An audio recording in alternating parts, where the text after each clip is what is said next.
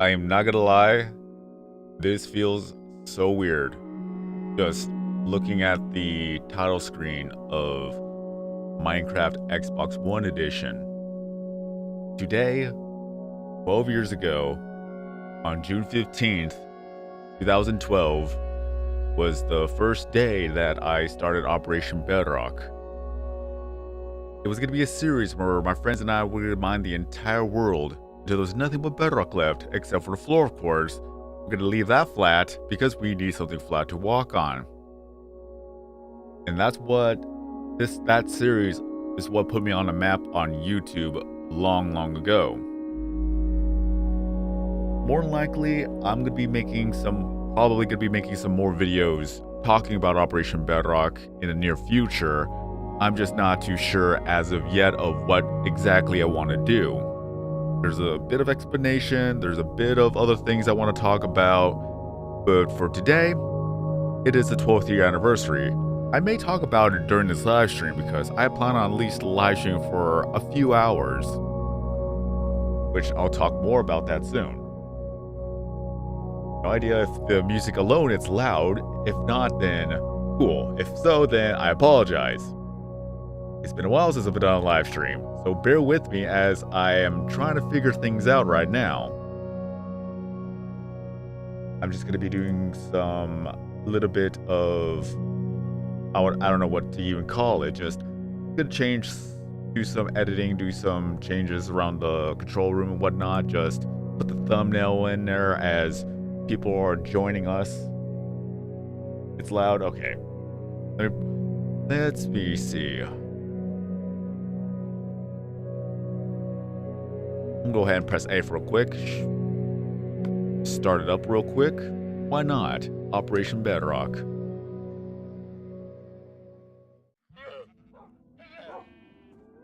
Alright. Let's see here. No way. Alright, hold up. This is just all out of the blue, all spontaneous. That's Ian, by the way. Give me a minute. I gotta text him.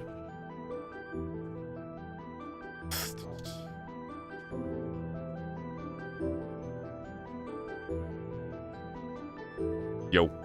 Alright. Let me do this.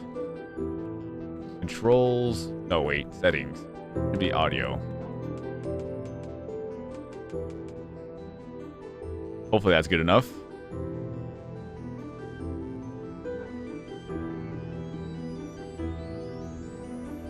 Is it still loud or is it good enough?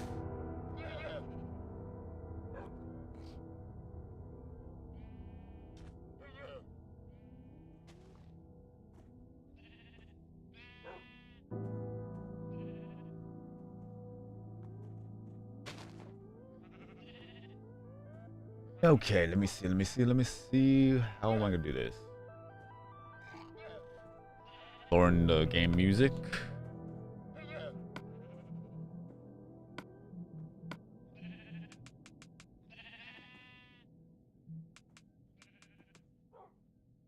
%, 5%. Let's see if that goes well.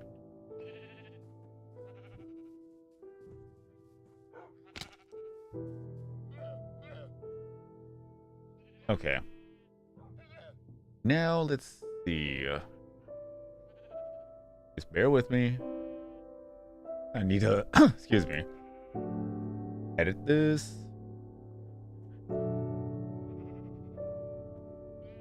Okay, I can at least put a thumbnail on there real quick.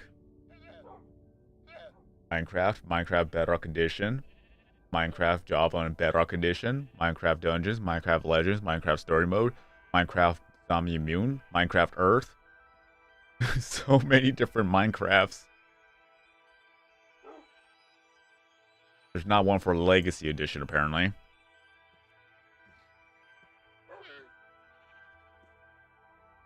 Do that. Oh yeah, I forgot about the Twitch stream. My mistake. Sorry about that. I forgot to pull up the page. I was looking at YouTube chat, now I'm looking at Twitch chat. Alright, there we go. We back. Alright. I just don't want to say it's official just yet, because there's been a lot of changes around. Especially now that I'm finally working morning shifts from 4 a.m. to 12:30 p.m. That is great. The only thing that's bad is that I suck at sleeping. I usually try to go to bed by 8 p.m. And for reference, right now it is almost 3:30. So I'm hoping to do at least a good 3-hour live stream, if not 4 hours. But then I'm going to have to call it a night and then try to go to bed. So at least this is kind of like a good introductory to what Operation Bedrock is all about. But let me see. Give me a moment here. Is the right one? All right.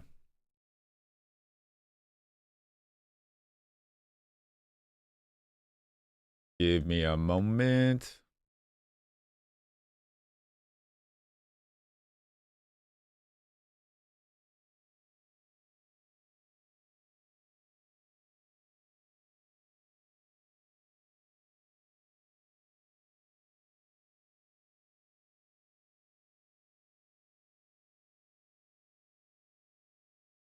All right.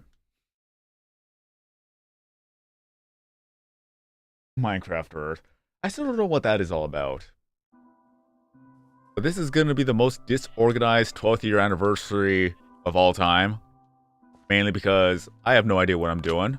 I don't know what I'm going to do. I wasn't going to make this like this whole extravaganza. It just feels like more of an update. It's just more of an update of what's been going on and what I want to do and what I'm trying to do. Are you not able to join me? Let's see.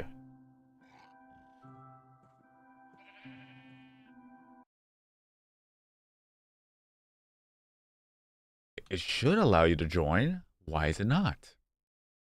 It's still broken. Invite to the game. Let's see if it works this time.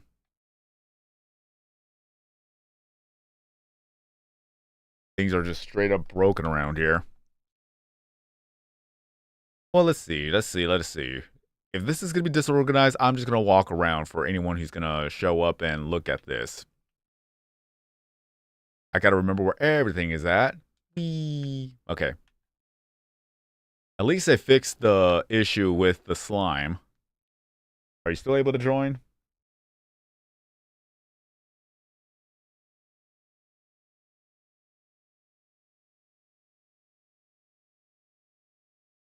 Hopefully you are.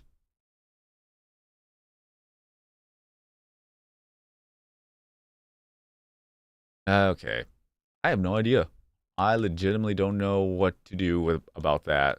Because that is something we're going to have to figure out.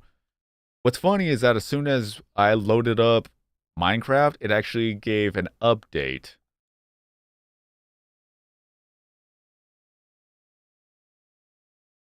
Well, let's see if it works. Well, if you're able to join, that's fantastic. If not, then we're just going to have to figure that out at another time. All right. What happened is I just jumped down from the top to the bottom with the actual slime there. Okay. Where to begin? When was the last time I uploaded Operation Bedrock? It was 290. Operation Bedrock episode 290. And that's when I stopped. Oh geez, that was 3 years ago. I am so sorry. April 17th, 2021. God dang. Alright. So what happened? Well, mainly is that life and work took over again. I was working... Yeah, it was a long time ago. 3 years has gone by since the last episode of Operation Bedrock.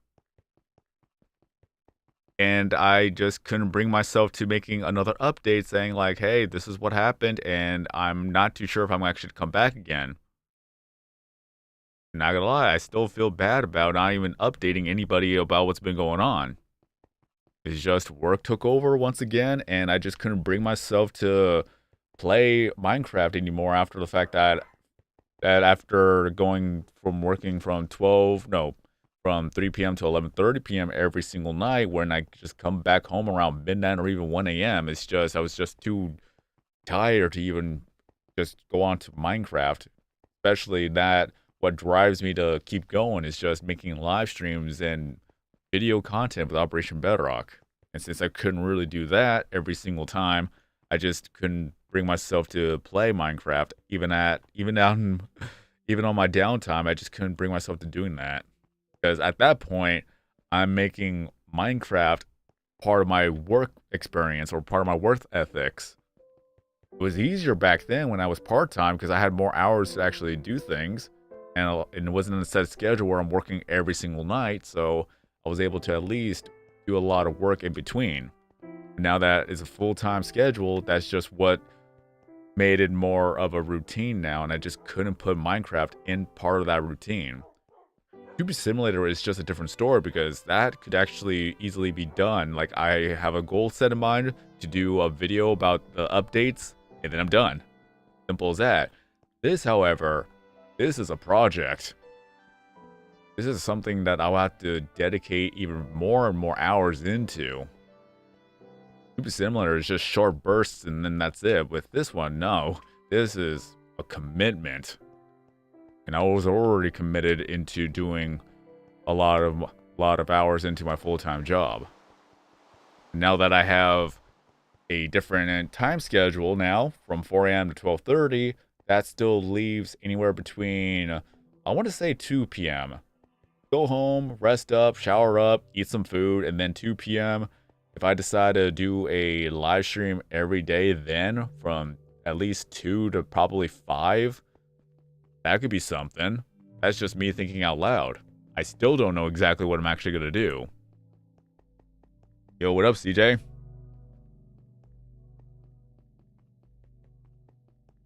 But yeah, it's just, I'm thinking out loud. I'm trying to think of how I'm actually going to do this. If I'm actually going to go back to Operation Bedrock, how much more time and effort am I going to put into it and hopefully stick with it and not just go along for maybe like a month or two and then stop all of a sudden.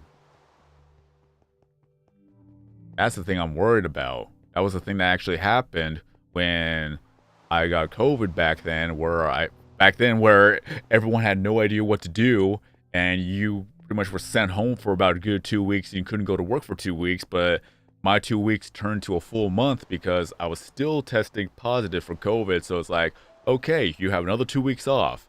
So for 1 full month, I was just live streaming pretty much almost every single day, just getting a lot of work done with Operation Bedrock. In that 1 month, I did so much work with Evie and as well as everyone else who have joined up for that time being. We did a lot of work and just, it was awesome. It was fantastic. It brought me motivation to go back to Operation Bedrock, and I did keep up with that for a while before going back to work full time. It just drained me. That's what sucked about it. It just absolutely drained me.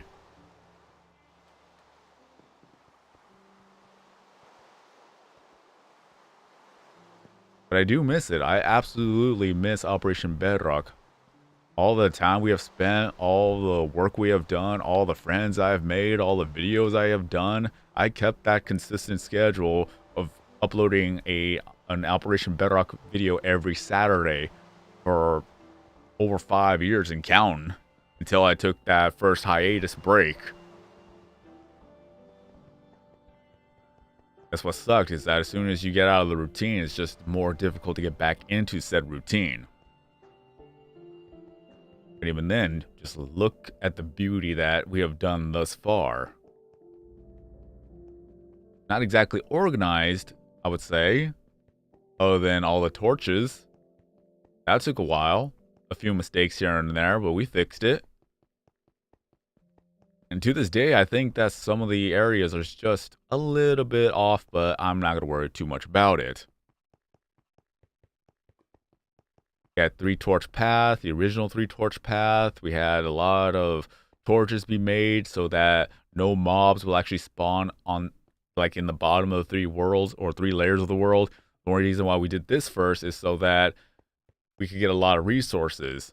And back then, it was just bare bones of Minecraft. We barely had any updates, and they were rolling along little bit by little bit until later on we actually got a lot more updates where it became easier and easier, but not as easy as in the new worlds or just the more, I would say, quote unquote, modern worlds that they have everything that we don't have. So that's kind of thing that's the thing that sucks about this world in its own, because it's just like almost beta type of deal. Forgot what Steve mentioned, like what type of update this would consider to be. Is that we have no savannas, we have no end, no strongholds, no end portal, no ender dragon. If we had an ender dragon at the very beginning of the game, especially with Operation Bedrock, it would be so much easier because we actually could farm the ender dragon over and over and over again. So we could gain the XP, make more tools, repair our tools. That alone would have actually made Operation Bedrock easier. So if anybody else wants to do their own Operation Bedrock, all they gotta do is just farm the ender dragon. You're really good to go. Just farm all that XP. We don't have that luxury. The only luxury that we have is just farming the blazes, because we have a blaze farm. I do that for the XP, and I do that to repair my tools. That's the only way for me to do so, because I have a lot of tools. Let me see. I'm trying to remember how to even play the game. We have Soak Touch 1, Efficiency 5, Mending 1, and Unbreaking 3. This is what pretty much we use to conserve every single block in the game. Which is another thing that kind of slowed us down. And that was my fault, but at the same time, as much, what's it called, organization that I could actually do. Just keep every single block as we possibly can, just to show the progress, and as well as just the amount of chests that we're going to fill up. It's kind of funny how we didn't get a lot of these updates till later on in the late game, and then they stopped updating Legacy Edition, which I would love if one day they could actually update Legacy Edition, just to see how much more things we could actually get. And here's my sword: Sharpness 5, Knockback 2, Looting 3, Fire Aspect 2, Unbreaking 3, and Mending 1. Very OP. I'm just trying to remember exactly where we left off and exactly what we were doing. And here's the triple beacon, because this is where we used to fight the Wither before they updated it to where you would actually have to... Well, it actually has 2 phases now. Back then, it only had 1 phase, and it couldn't even break through the obsidian cage as easily as possible. That took so long to actually destroy. But yes, back then, you were able to actually fight the Wither in an obsidian cage, or just 1 block of obsidian, and just mainly trap it in a corner and just keep wailing at it with your sword and just kill it off to be able to get the beacons. Or the nether star to make a beacon. I'm trying to remember everything that there is to know about Minecraft. What's funny is that I did not know a single thing about Minecraft other than just all the updates that are rolling along for the Xbox, because back then I did not have a supercomputer. I had a toaster of a computer that couldn't barely even run Minecraft. And this is one of the things that I mentioned that it was off, which I don't know whether or not if I really want to fix it or just leave it like that, because it would take way too long to fix all the torches.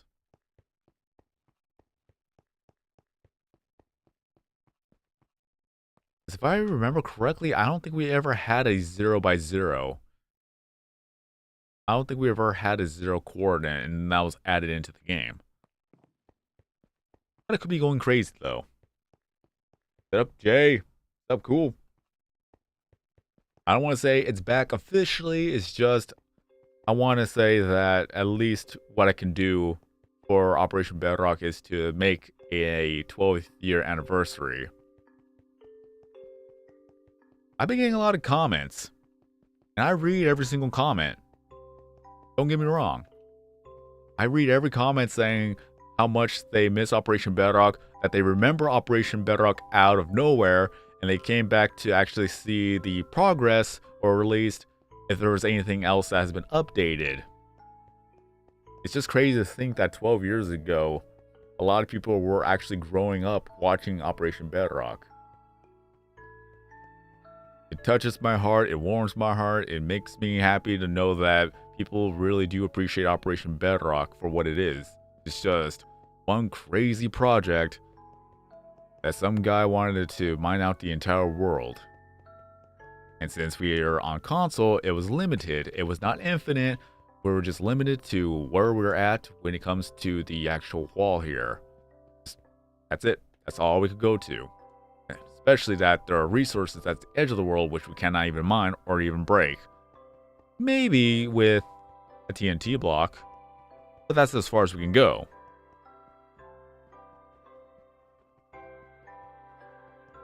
I always joke about if I ever win the lottery, I would actually come back to Operation Bedrock full time, because what else am I going to do? And I still hold up to that promise. So hopefully I could actually win the lottery.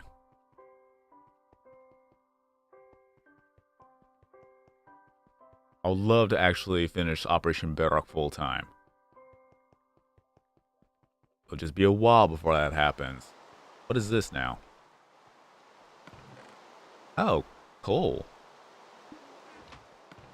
Redstone, and that's redstone? Okay, eventually I'm gonna have to move all this. I'm trying to remember where everything is at right now. Bear with me, it's been 3 years since I've actually been on this world. Funny enough. So, let's do a quick little tour for any newcomers. Or a trip down to memory lane. This villager has nothing. It broke. It has absolutely nothing to offer. I just kept that just so that we could see how funny that is. The string was for all the trading. The roses is from the iron golems that fall down here. What's this here? Just random stuff again. Here is where we got the AFK pool. Does it still work? I feel like it's going slower.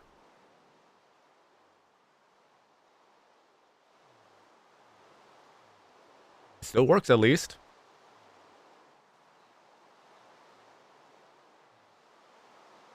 Cool.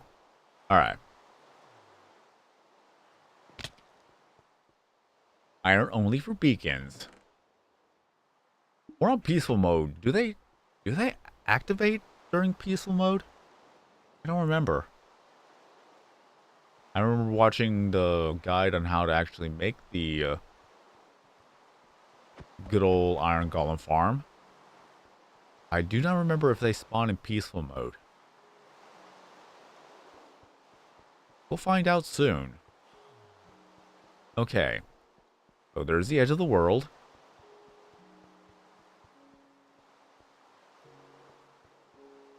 Can't do anything about that. You could throw your pickaxe at it, which I'm not going to. I'll throw a snowball.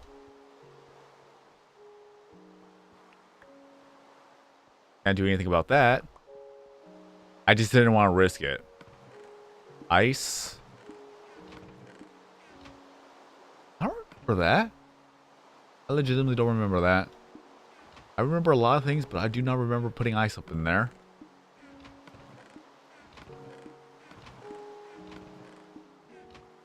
Either way, that's pretty cool that we actually kept the ice. But we pretty much have an infinite water source.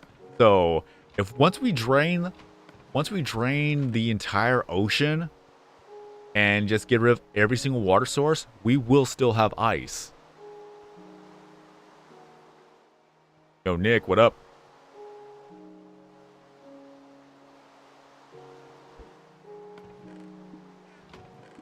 So no need to worry about that. What's funny is that the original plan of how to get rid of all the ocean when the frost boots were first introduced, that you were able to actually mine the frosted ice with an actual silk touch pickaxe. And I wish I could have saved some of those blocks of ice, but sadly we did not, because otherwise, because no one would ever believe us unless you actually played the console edition for when the updates first came out. But that's what was the original plan, was just to get some Frostwalker boots and just walk across the ice and then just simply mine up all the ice blocks, which would have been a lot of... It would have been so much faster to do that than what our current method is, just placing gravel and sand everywhere and then digging it back up. Okay. Here is where we kept everything dark. So if we need some mobs and whatnot, we were able to do so just simply running through here. And what I've done is that I looked for a lot of zombie villagers to purify them, becoming regular villagers to trade. So that was one of the deals that we've had. And we're going to go all the way towards the other end. No, we're not putting minecarts, if anyone asks. We already have haste 2. We have a lot of beacons, and I'll show you where we've gotten all those beacons. Like, I have so much memories going down. It's just not even funny. Sorry, hit the mic. One thing to know about me is I cannot sit still to save my life. I gotta keep fidgeting.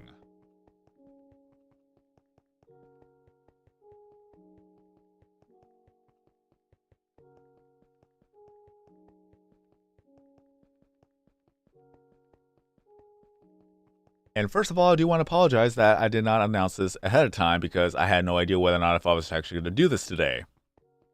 One thing I don't want is to give people even any more false hopes that it's actually going to return.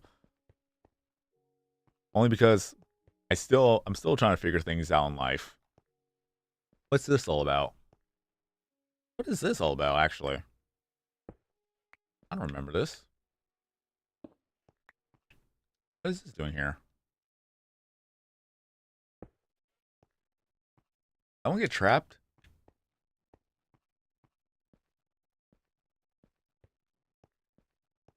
I guess? Oh, seems so random. Maybe that was me that got trapped here at some point.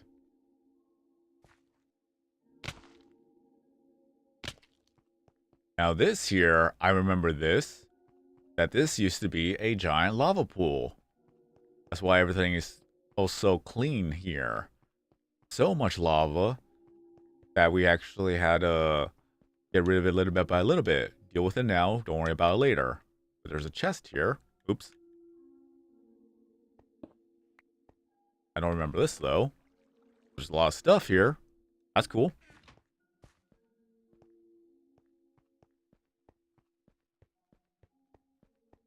Wonder if Herobrine was over here. But whenever we see a large amount of space everywhere, these used to be lava pools.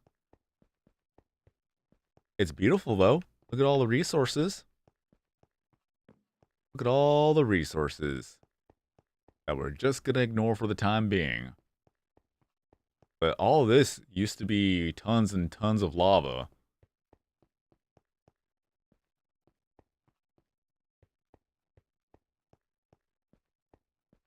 Back then, I remember when redstone was just near impossible to mine.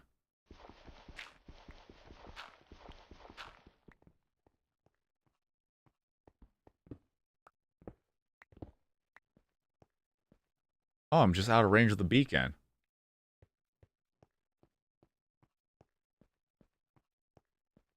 Don't mind me, I easily get distracted. Who wouldn't, actually?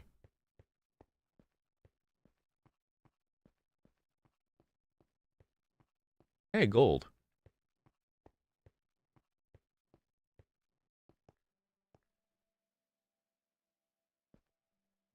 I know, right? Good to see the world as it was. Let me go ahead and patch that up before I wander too much into this. There we go. Because I was going to show you the villagers. I am lost. Okay, it's good to be over here. I almost forgot what it was. We do have a lot of beacons, actually. Tons and tons of beacons.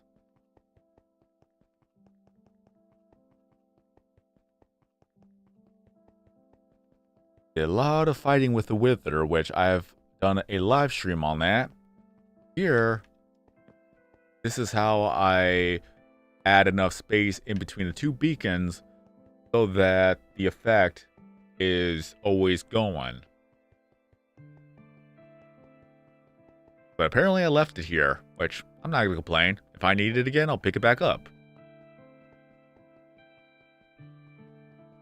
I wonder if it works diagonally too.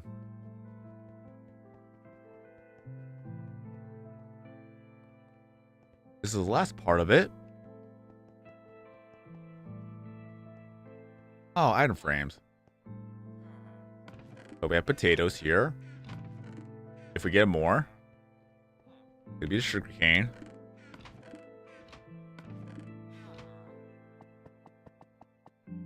There we go. See? That almost looks like a crossbow. We got sugar cane to make paper, to make books. We just need more leather. Got some bones. Bone meal to farm more sugar canes. To get more paper, to get more books. I don't think I do. This is down. That's up. Down. Up. So I don't think I play with inverted controls. I'm not gonna lie, it almost took me a minute to remember the sensitivity on how to play again. I'm still trying to figure out how things go again. Alright. So we have a blacksmith. Or weaponsmith, because there are more varieties now. Which we don't trade with this one. We only probably trade coal. We can't get an infinite source of coal, can we? At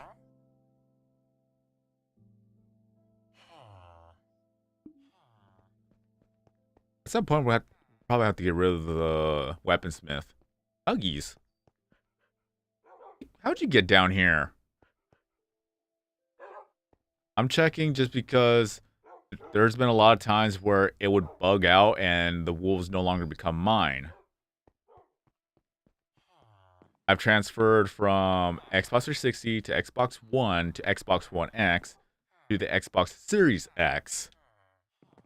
And a lot of the transfers, the wolves no longer become yours.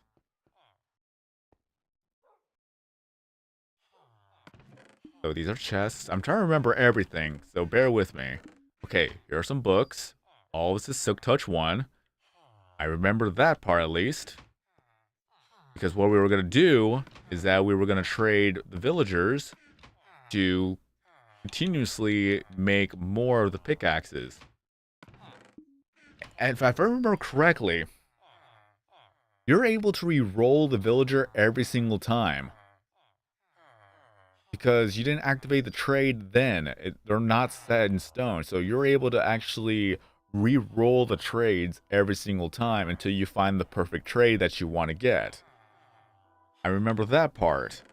Because what we're going to do is that we're going to make Unbreaking 3 Silk Touch 1, which we have a lot of Silk Touch 1 books.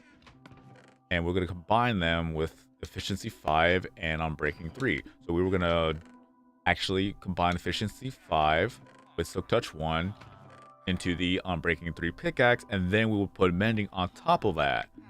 Okay, I remember that part. And one of the villagers here, oh yes, Efficiency 5 for 27 diamonds. Which one is it? Where is it at? Right there, Efficiency 5. Traded for 27 diamonds. And then you have Unbreaking 3. Yes, Unbreaking 3 pickaxe. Okay, so this is where we were gonna get our infinite source. Is that if we were lucky though, we could have gone an Unbreaking 3 Efficiency 5, or no, Efficiency 3 and Silk Touch 1 diamond pickaxe. If we were lucky. Instead, that went to the iron pickaxe. I mean, it's not bad. Don't get me wrong. But we have a diamond pickaxe, which is even better. So we literally have an infinite source of diamond pickaxes with a base of Unbreaking 3. Then combine with Efficiency 5, and then Silk Touch, and then also we have Fortune 3 if we need that, which I really don't. There it is, right there. 14. Respiration Infinity. Sharpness 5 in Infinity. Is this for the bow? Yeah, Infinity 1 for the bow, and then Sharpness 5 for the sword if we needed. Knock Black and Flame. Death Strider and Infinity. Silk Touch and Aqua Infinity. Thorns. Power 5 for the bow. There's Frostwalker 2. So again, we were actually going to put that onto all the boots and just walk across the ocean and mine it up. But this one, Mending for 10, one of the best enchantments ever. And it's pretty much one of the first trades.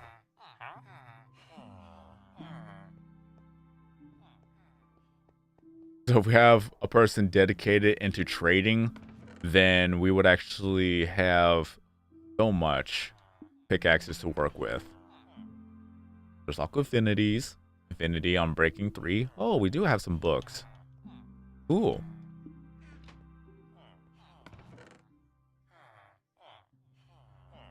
Frost Rocker 2. Sharpness 3. We don't need that.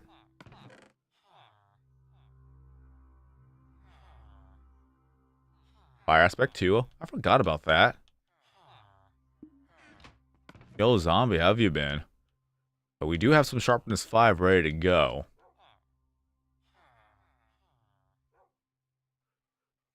Respiration 3, Power 5. We got some things going on here. And then more Frostwalkers. I've been streaming for, where's my timer at? I don't even, okay, there it is. 37 minutes.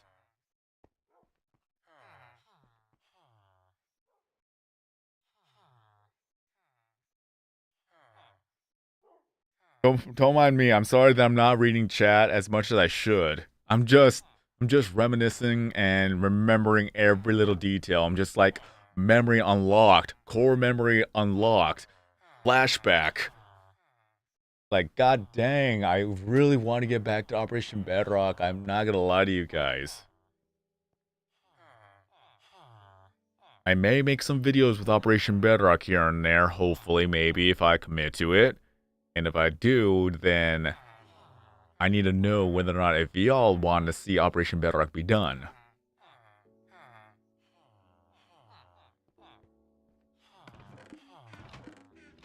Let's see here. We have 72 emeralds. And we have... Let me see. I'm trying to do the math in my head. Quick math. 256 of leather. And then we got more leather right here. And we got paper to trade for more emeralds. And this pickaxe, what is this one at? Unbreaking 3. And we have Mending 1. We have Bottles of Enchanting. Oh yeah, we had a priest, didn't we?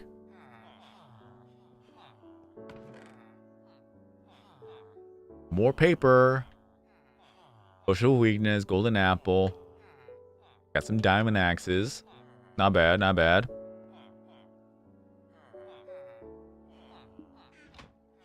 Let's see here. You can add mods now. But this is Legacy Edition. We're not talking about Bedrock Edition. One thing about it's funny. It's so funny how they made Bedrock Edition off tangent. Like the fact that they actually have Minecraft Bedrock Edition. You would think that it would actually help advertise Operation Bedrock, but no, it does not. People don't even know what Operation Bedrock is, even though there's Minecraft Bedrock Edition. But if we were to put Operation Bedrock onto Bedrock Edition, it breaks the world. It actually makes it, it actually puts it onto the Infinite map. Then everything else around it, you see the gray outlines, it just merges with the land. And since a lot of it has to do with ocean, all that ocean water goes straight into Operation Bedrock. It breaks the entire world. It just makes my OCD go haywire. It's like, no, I can't deal with this. Dolphins were falling from the ocean and just falling into the ground below. Those poor dolphins. Oh, look at that. So much baked potato. It's still...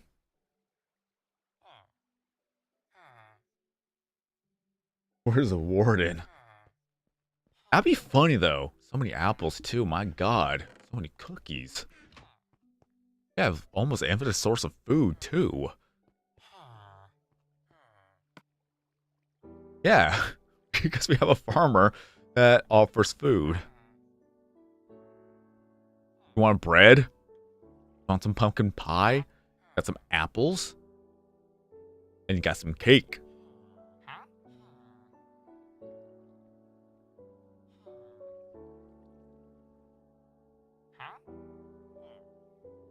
Like I said, like I said, Andrews, like it's so weird but heartwarming knowing that people have grown up to watching Operation Bedrock. I still get comments. One of them asking whether or not if I finished, and they're surprised that I'm not finished. I'm like, yeah, I'm sorry. Like at some point, it's like, how many times do I have to respond with the same deal? Like I do feel bad. I do feel bad that I have not finished or really done much with Operation Bedrock. It's just life goes on and it sucks. Let's be real. I do want to finish Operation Bedrock. I just gotta hope to win the lottery. Or maybe even get a sponsored by Mr. Beast.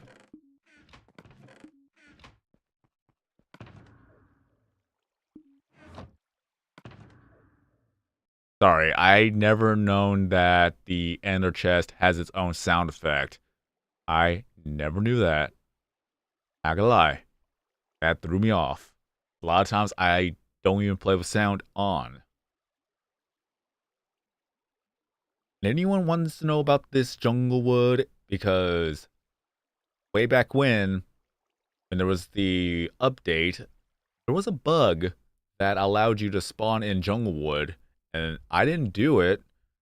I believe it was Satarui who did that. And Satarui doesn't play anymore. So when I found the Junglewood in a chest, I'm like, yeah, I'm keeping that.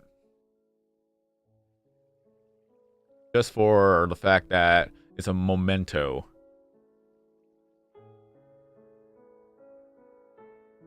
$64 diamonds is a backup just in case.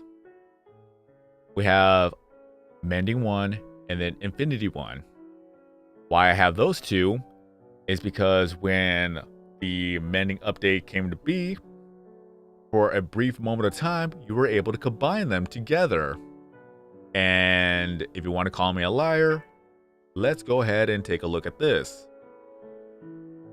Punch 2, Infinity 1, Power 5, Unbreaking 3, Mending 1, and Flame 1. So I have the most OP bow in the game. And you can no longer make that. I've always wanted to make a video showcasing that. But at this point, it's no longer relevant. I mean, if someone wants to talk about the history of about the bow and whatnot, then sure, but I don't think I could actually make that video.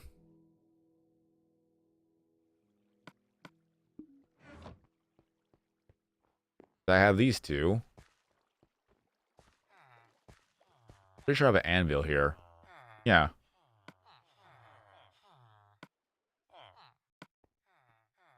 Look at that. So we have Mending 1, Infinity 1, Mending 1. Then you have Infinity 1, Mending 1, and you have Infinity 1.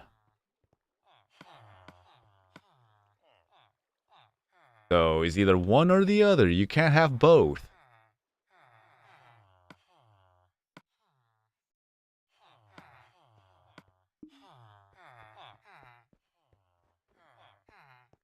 But there's a quick brief lesson. In this wall, back then you were able to go in that little corner right there. But no longer. I am literally running on thin air.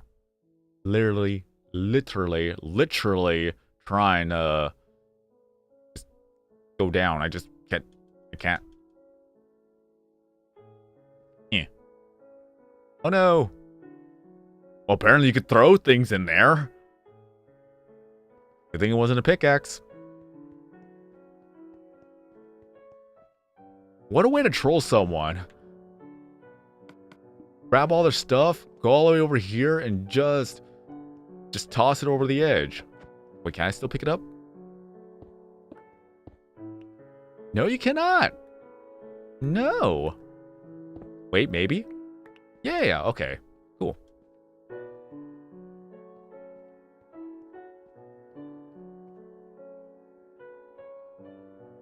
I cannot place a block there, can I? I can place it right here and here. I can't place it. I'm trying. Can't place it.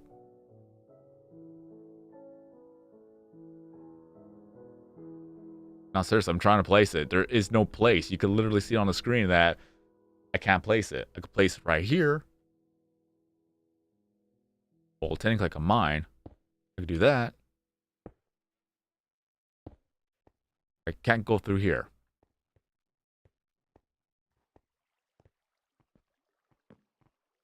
And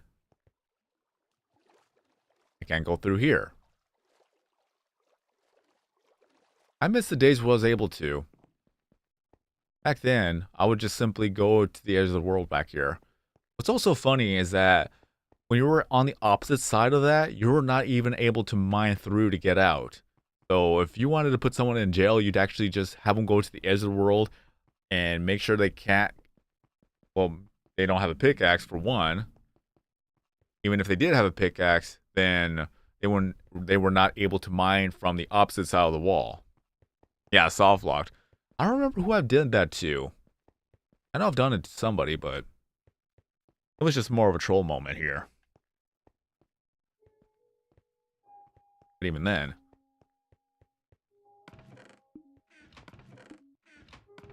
Oh, hey. This is not done. Why?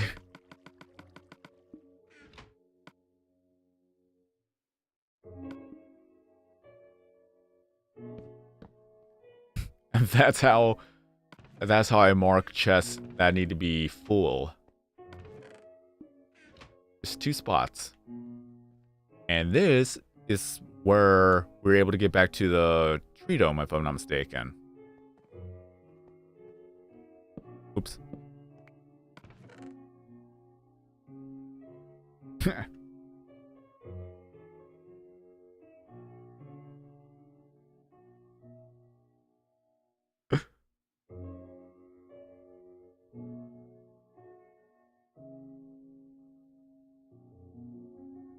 And I'm texting Ian too.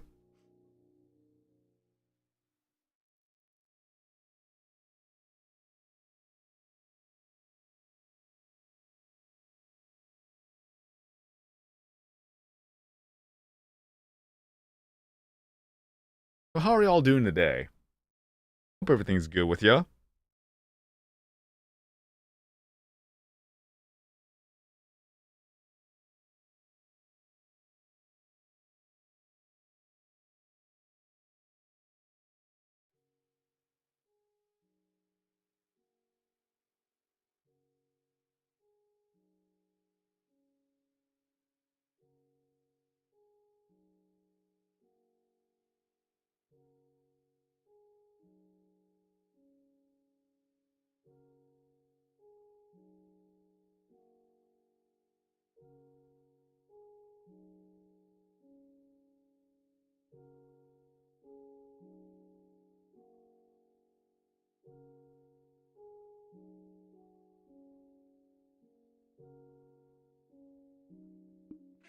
Can't beat the Minecraft music either.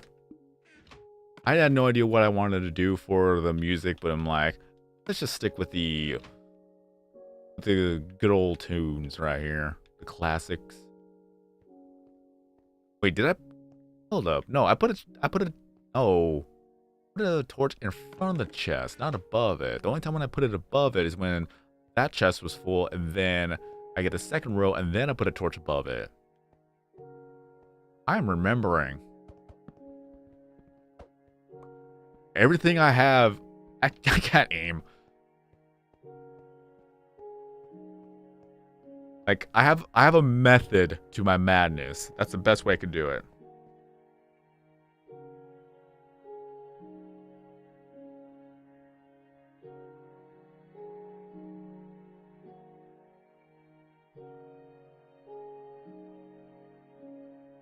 Oh, that explains it.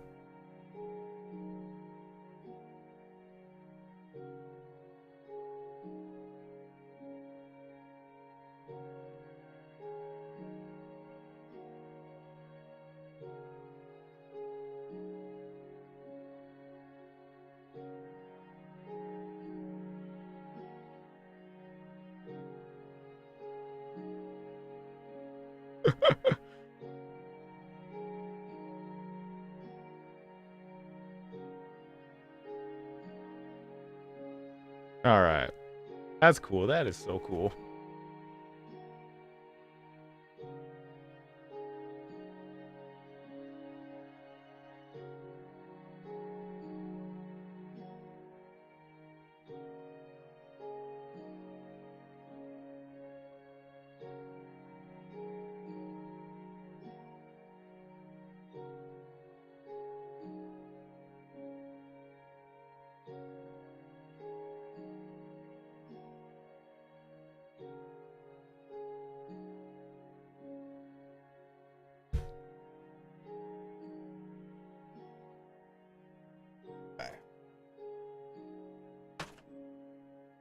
All right. I still have a little bit of a mess in my room. That has not changed. Kicked my water bottle. Gotta stay hydrated, everyone. All right. Well, that's a disorganized mess.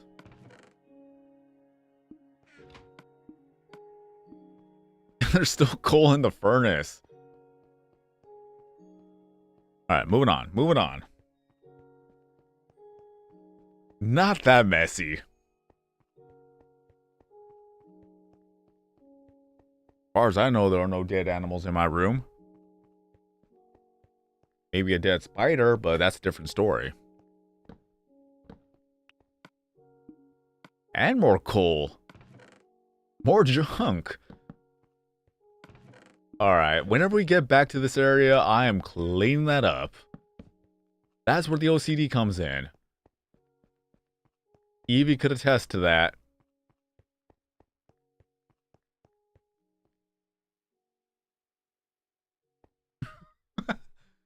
uh, not gonna lie.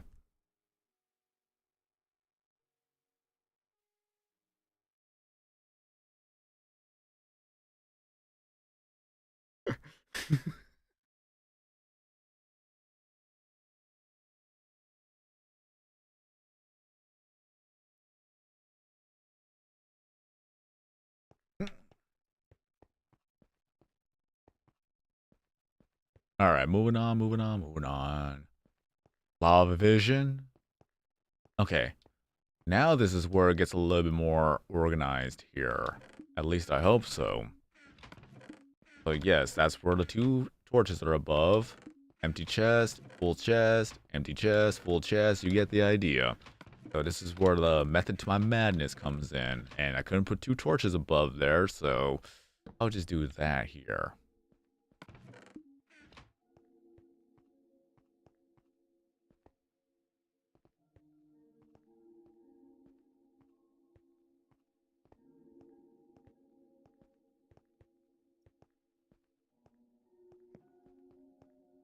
Got some staircases. Back then where we didn't actually have staircases, so we would just make block staircases. This was the original 3-torch path, where we were just mining the outskirts of the entire world when we didn't actually go down to Bedrock level for whatever reason, but let's see. I remember. Okay. I don't think I could fall in. Yeah, I can't fall in. Alright. Although I could toss something in there. Yep. Another troll moment.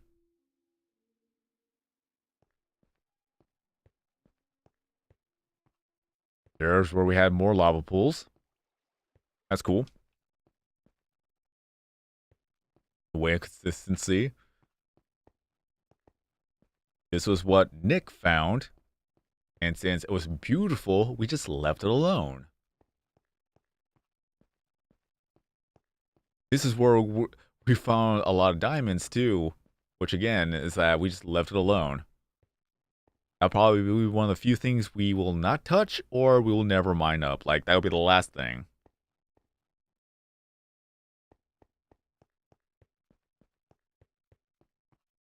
I know, right? If I ever get back to it, then this is gonna be where I'm gonna just mine a lot and just repair a lot. That's the only other thing I could really think of. I don't think I'm actually gonna do Operation Bedrock episodes per se, but mainly just live streams.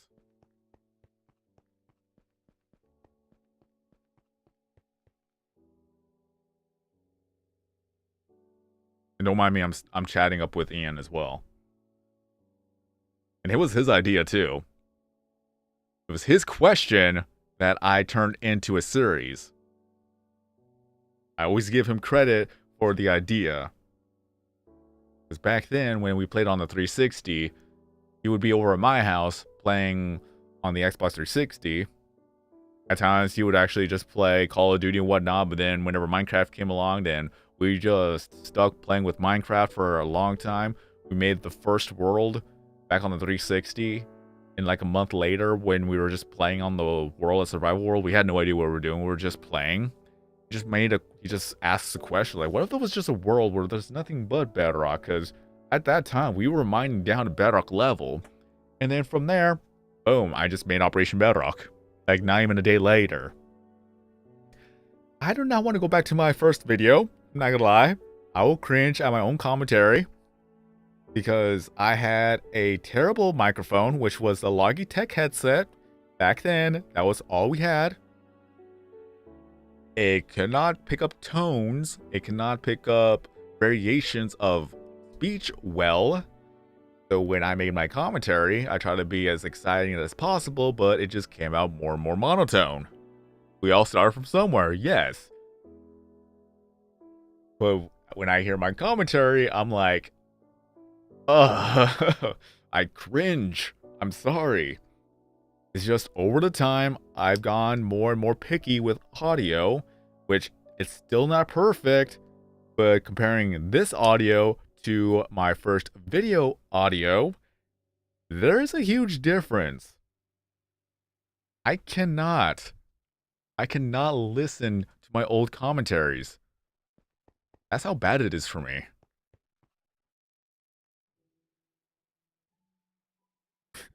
Let's see.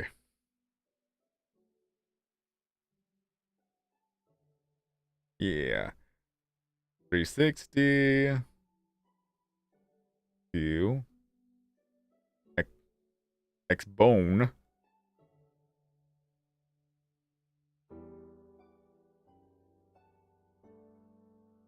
X-Bone 1X. Oh, he didn't want to say X-Bone anymore.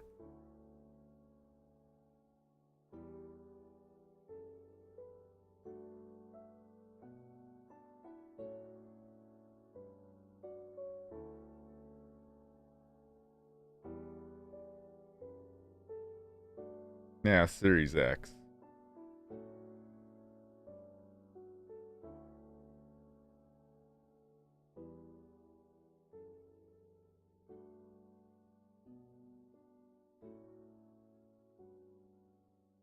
Okay. One thing I love about Operation Bedrock, honestly, is the nighttime sky. It is, even though it's all pixels, I know. But when you see the world that is going to be mined out, and then you see the clean wall here, with the exception of this area, don't mind that. It's just more memory because this is how the original 3-torch path was made, going across the entire world. So that's going to be one of the last things we're going to get rid of. But in comparison, just all of the designs here. One torch to the left or right. Well, technically it's going to be the right. Depending on how you want to look at it.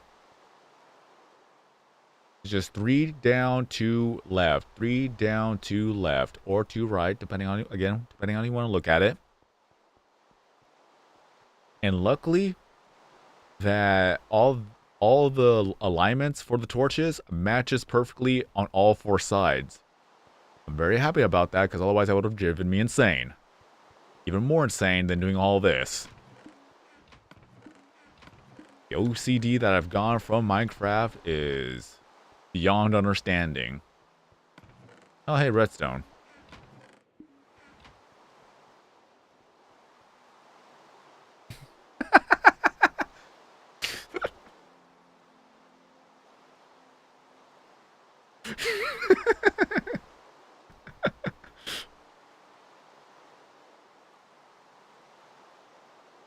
Oh, that was perfect.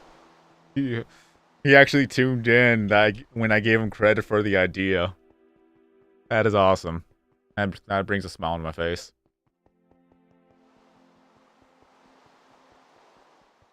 But yeah, there's more lava spots that we had to get rid of. But yes, as you saw earlier that in one of the ender chests, well, the ender chest, because one ender chest, no matter how many ender chests you place, it's all going to be the same anyways. More lava spots to the left. That we have enough beacons to, at least we have enough of the beacon items to make enough beacons to just simply have it everywhere in the world. I do not know how to English, people. The only thing I'm missing is just resources, really. That's where the Iron Golem farm came in, so that we can at least get iron little bit by little bit to ensure that we will have enough iron to cover the entire world with the beacons. Figuratively.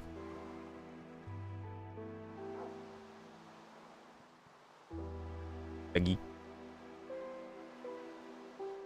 of funny how, I'm sorry, I'm going on a lot of these tangents, but it's kind of funny how after all these years that we finally have different breeds of wolves. It took them that long, even though we've had so many mods for that, and now it's official. Oh, you almost ran away. No, you are the protector of the beacon. Keep. You protect beacon. One more pixel. There you go. The protector of the beacon.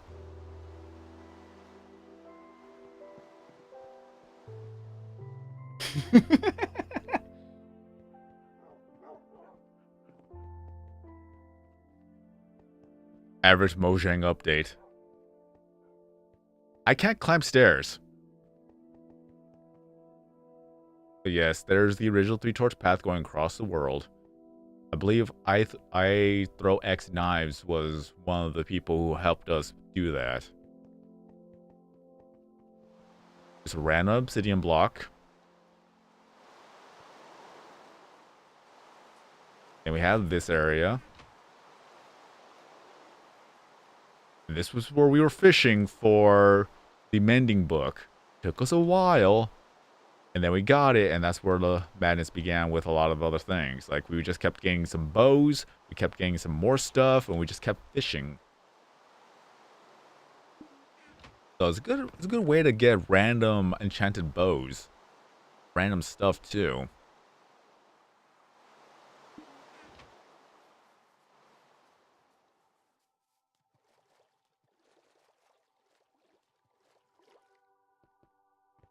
And over here is where Ian made his home. His base. He has more of a creative design than I do. I was more destructive. He knows how to build, I don't.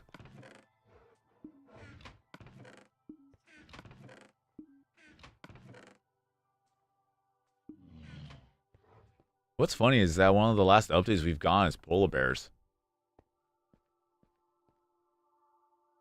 They don't do anything.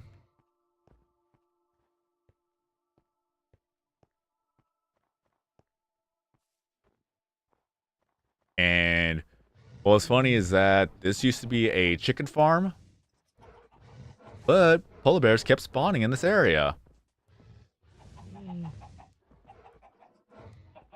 So they just they just exist.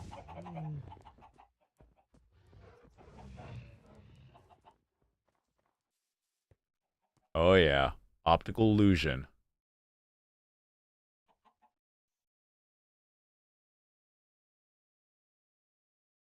It doesn't work so well when we have the items in the HUD in display, but still, it looks cool.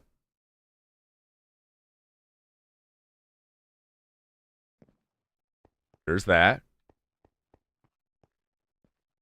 The only dread part is walking up the stairs. But hey, we have corner staircases.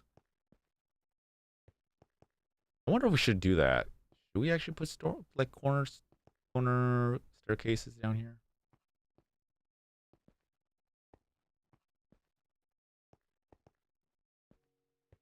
Anyways.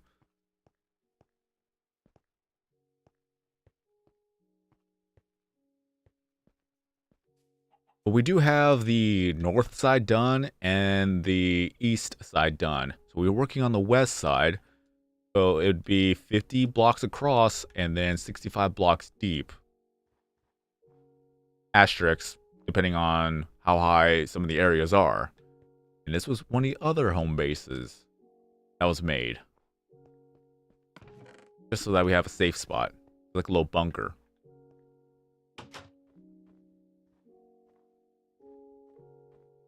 We have that.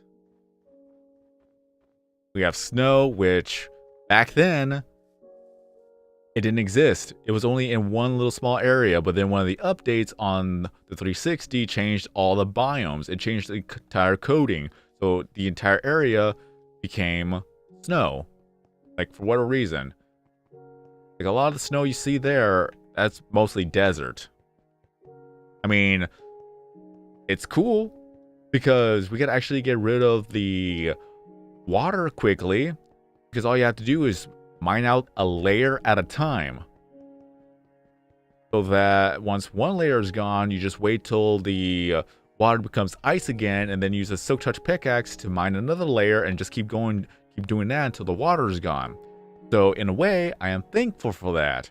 The only thing that I don't like at some point is that at the edge of the world, it doesn't work that way as easily as that I would love it to. It'll work for the south wall at least, but the east side, it was mostly water, so there's no ice. The north side had bunches of ice, so that was easier. And then the west side, it's half and half. And then the south side is just barely any water. But at least the center, at least we could have layers of ice mined up and then get rid of the water that way. So that's going to be the easiest portion.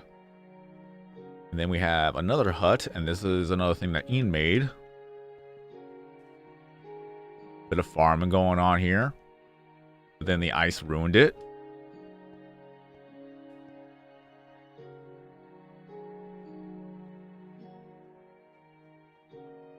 And that's his farm. And then over here is one of the, well, I would say homes that he made too. Right over here. Gonna be sad once we eventually destroy it. Until then, it's still gonna be one of the landmarks here.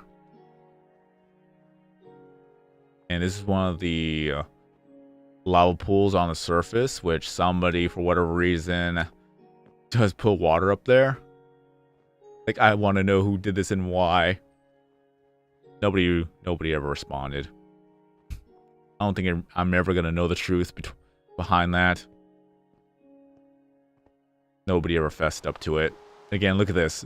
Look how broken the weather system is.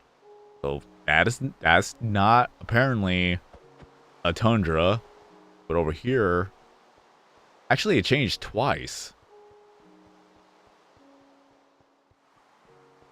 Yeah, it rains now, and then it snows over here. Lovely. So does that mean that the ice from that section won't go over here now? I don't even know. I think this turned into a swamp. I don't remember.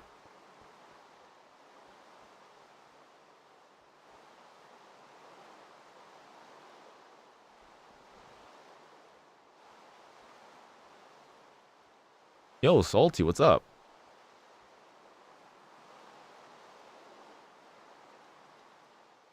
I don't even know what percentage I've done. I'm not gonna lie. I don't even think lava melts ice, or does it? Bear with me, I barely know anything about Minecraft nowadays.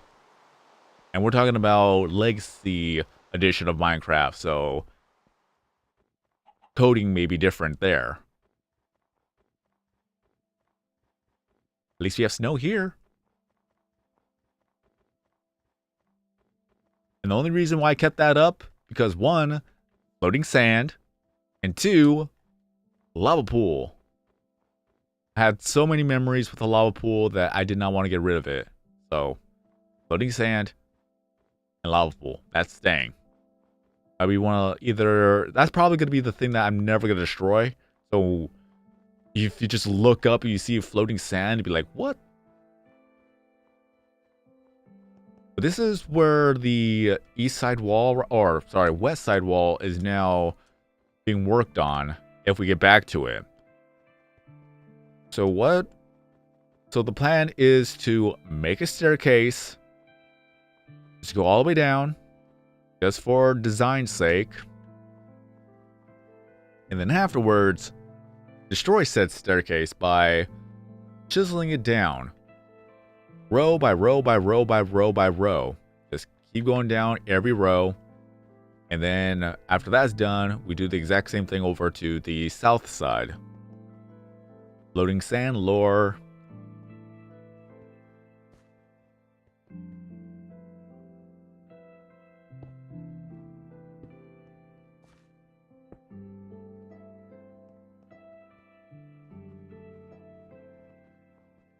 There's a lot of things that needs to be fixed. This is why we have stone for.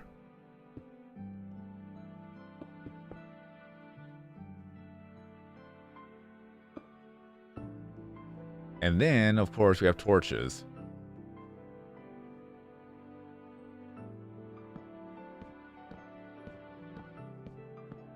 Oops. Oops. Mainly that's how the process is.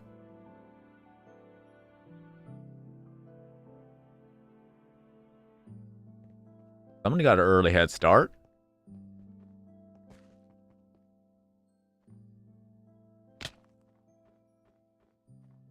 Did I make this? Maybe I did because it's every 50, I think. I think I did that for every 50. Okay. That would make sense. We're back to the original 3-torch path again. Yoko 3, what have you been? Can't mind this.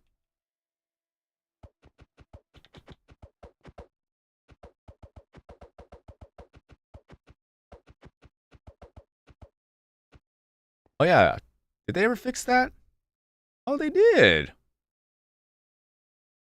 They did. They actually fixed the tail. For those who don't know, the last part of the tail, where the white is, actually was flipped upside down.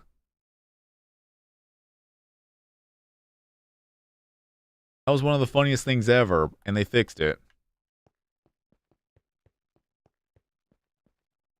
Cool. Wait a second. Hold up. Wait.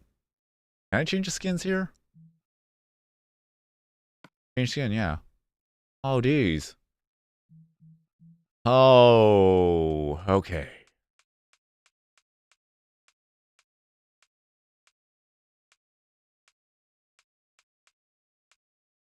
When did they add this?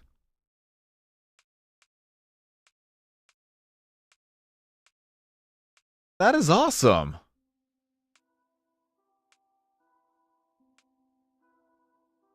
Yeah, they should have made the skin better, honestly.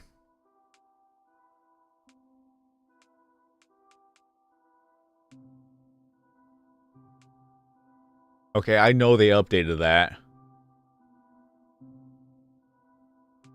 Tuxedo Steve. Oh yeah, do this too. Cool.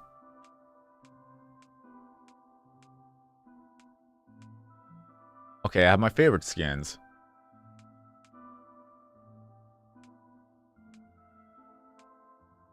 Okay, what? Okay, I don't remember some of the favorite skins, honestly.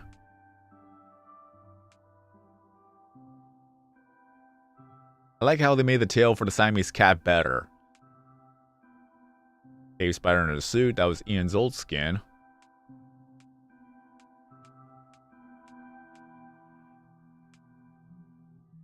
Where's my zombie suit? Not even here. Okay. Well, here's the 5th birthday. Now we have the 4J Studios team. So glad they didn't take this out.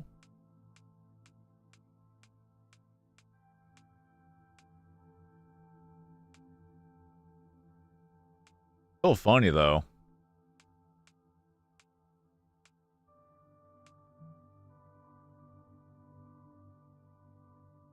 Still got all the old skins. That is never going to go away. Although I am missing skins only because that I am on the Xbox One. If I was on the 360, I'll have the older skins. So I'm pretty sure I will not have the Marvel skin pack here, but I still have it for the 360. What's funny is that since it's licensed, that once it ran out, they were no longer able to sell it, and you're no longer able to download it. So those are rare skin packs. Oh, that is trippy. That's right, but then it goes left.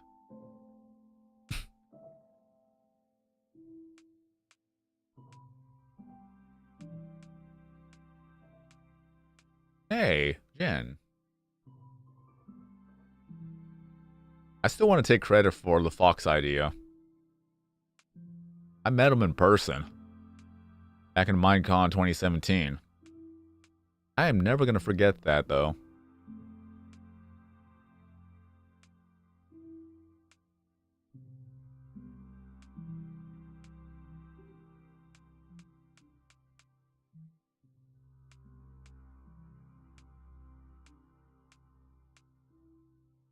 Second birthday. Oh yeah, he could be the Wither.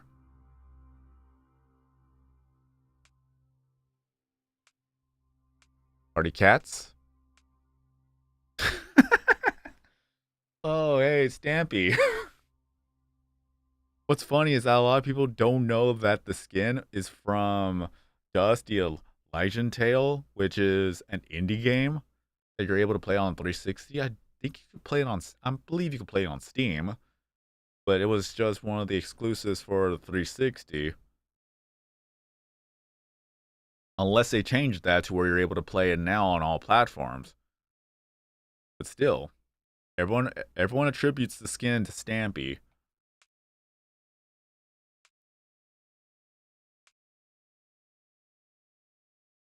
I really gotta play that game though. I really gotta play Dust. I wonder if I could actually play it on the one. Hey, there's a fox. And it has a better tail. Look at that. That's one thing that annoyed me. Because like, look at this, look at Conquer, and then you jump over to the fox, which does barely have a torch lamp of a stick.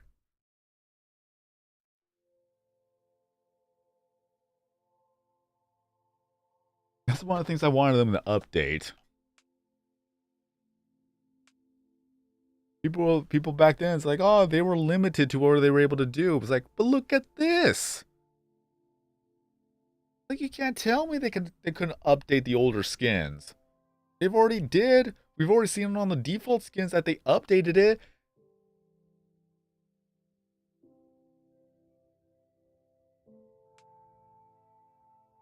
Oh, Banjo-Kazooie. And then you have Kazooie by himself. Or sorry, by herself. Kazooie's a girl.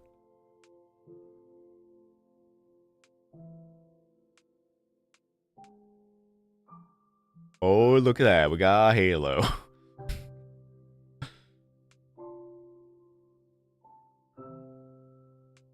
And then we have the Ender Dragon. That's one of the coolest things ever, honestly.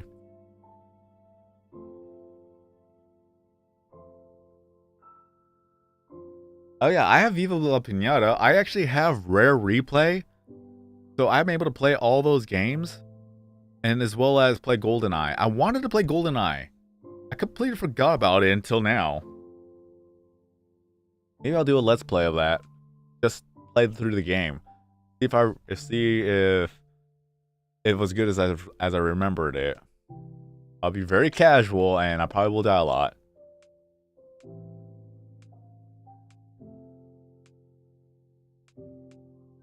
I wonder if the wolf skin actually still has that bug.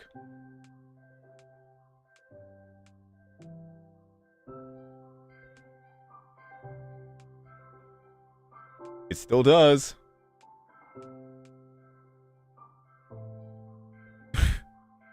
Yeah. Look how skinny the torso is. Well, I think they did fix it a little bit.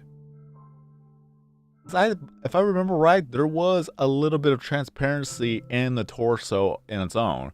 I think they actually filled it in. But even then, it's still skinnier than all the other skins.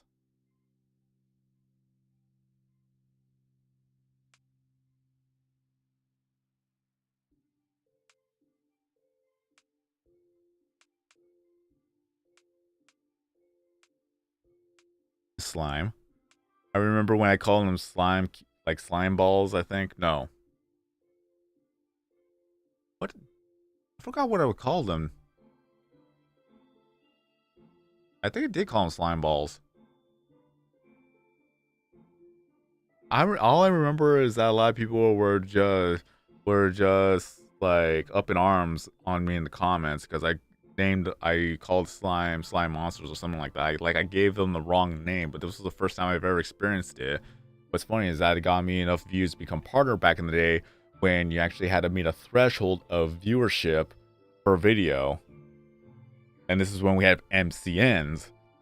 And the other reason why I got partnership is that when featured videos was more prevalent on the YouTube space, that when Rooster Teeth made their video with fun things to do in Minecraft, then my video was one of the recommended on the sidebars, so that people clicked on my video from Rooster Teeth, and then I got even more views. So because of that, I was able to gain at least, I believe it was like maybe 800 views per day on average, that I was able to apply for partnership and got partnership. And that was through the RPM or Maker Studios. And I was just onto a different branch, like a subsidiary branch or a sister branch, so that I was able to be partnered, but it was through kind of like almost like a third party of the main branch. And since I was not large enough, they didn't really care that I was pretty much getting just screwed over when it comes to all the changes on YouTube side, to where I was unable to be partnered anymore. Like, sorry, you're not making enough views now, so goodbye. And then I went through Social Blade, which I think was a recommendation. I think it was RPM the Social Blade, or unless Social Blade was through RPM. I do not remember exactly. But then I went over to Curse Network, and then got dropped off of Curse because, again, with all the changes that YouTube was making with MCNs, like, if you're not one of the top YouTubers out there, then we don't want you anymore. And then I was able to at least finally partner up back with Google, so making that AdSense money.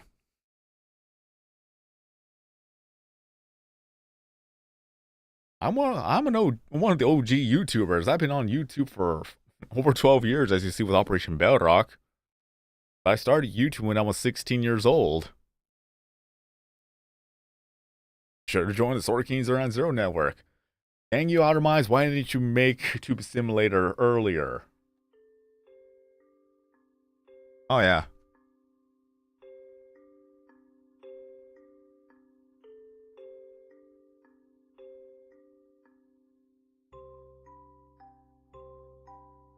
Let me see. Let's see if I have a...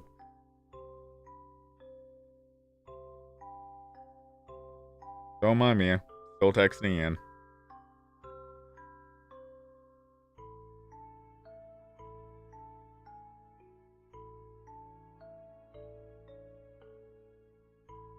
But yeah, I do miss live streaming.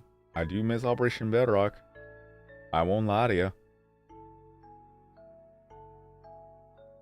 That if I am going to go back to Operation Bedrock, more or less is that it's going to be not every single day, but every once in a while. If I'm able to do it every single day, then I'll be extremely happy about that. But I still have my main full-time job to worry about. But if I was making enough money off of YouTube and Twitch to where I could quit my job, then I would. Like, that's pretty much, I would do that. Absolutely 100%. If I made enough money on Twitch and YouTube to quit my job, I'll finish Operation Bedrock full-time then. And that's why I always joke about trying to win the lottery, so I can at least do that. The most I've ever gone was $50. A couple of times. But I am trying every once in a while.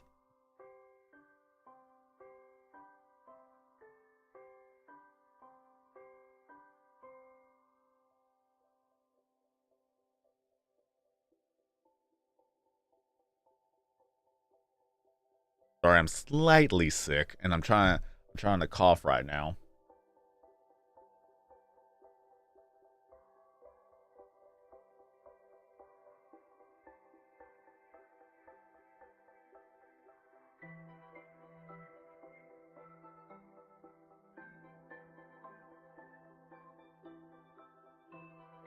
That's one of the bad things about sleeping early.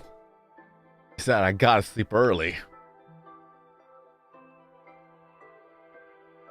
Sleep at 8 p.m., wake up at 2 a.m. to go to work at 4 a.m.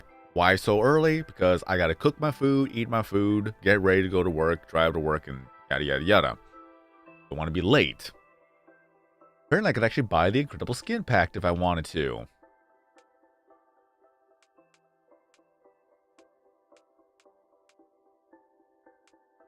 I'm not gonna buy it.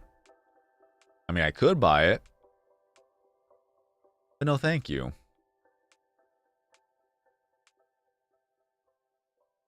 I can't say that on a YouTube video.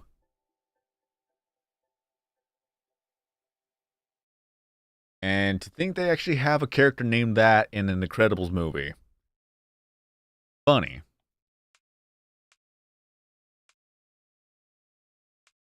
Dang, they actually have.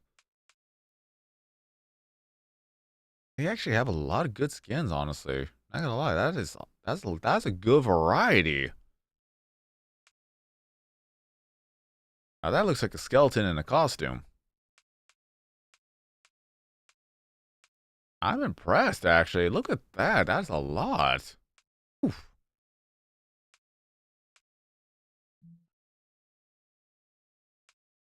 Hey, Anubis. By the long face. Oh, that is cool.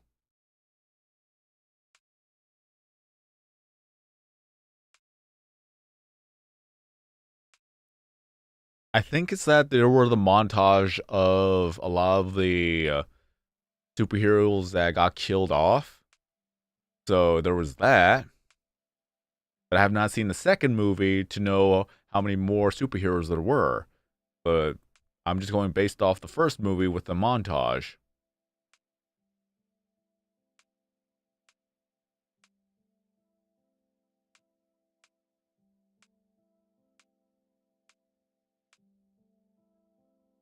And I'm impressed with the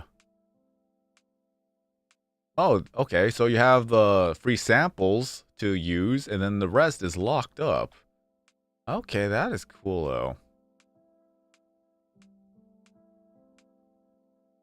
If I ever go back to making Minecraft videos, and this is definitely going to be a thing where I just talk about the skin packs.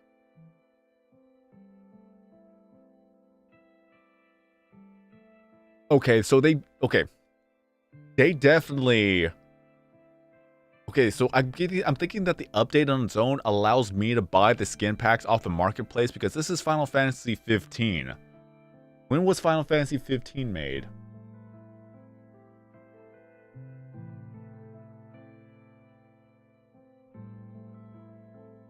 15 release date. 2016.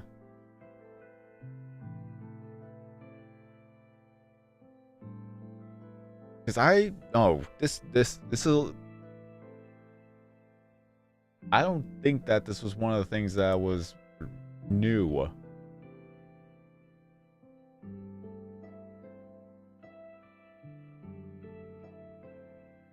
An old game. 2016 is an old game in consideration, but this was not out on the 360 era,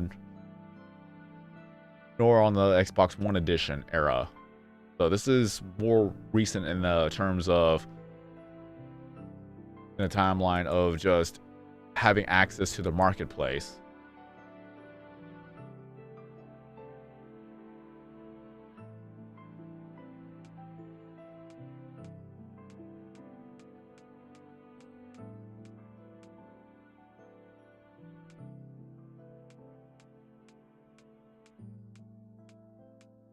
But again, I'm still impressed overall. Leviathan.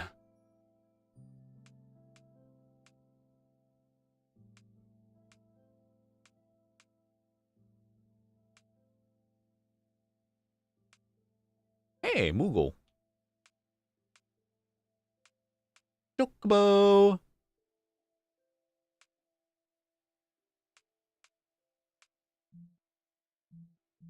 Okay, I know Adventure Time was one of the more recent ones. Because I have this unlocked, so this was one of the recent ones. And when I say recent, I mean back then.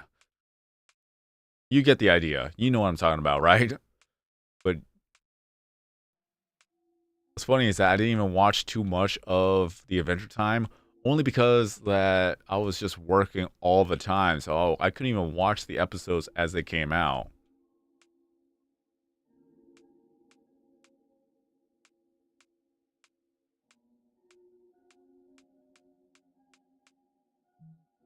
Oh yeah, the Battle and Beast skin pack.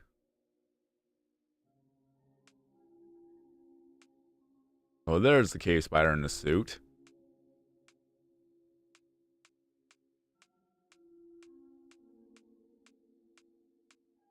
And if I'm not mistaken, this is where the fox came from? Was it? No. Was it? No. Huh. Where did the fox come from? Oh, yeah, Battle Beast Skin Pack 2. Oh, it's half right.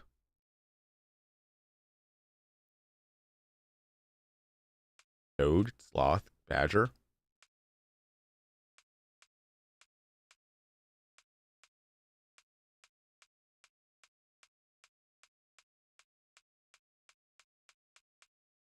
I don't even know if you're able to hear the dogs in the background. For longtime viewers, Star's still alive and kicking. He's gonna be 13 in August.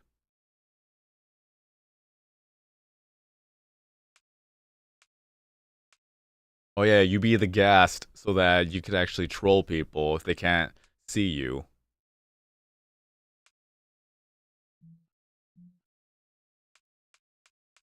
You try to be invisible by becoming a ghast and hiding behind a block.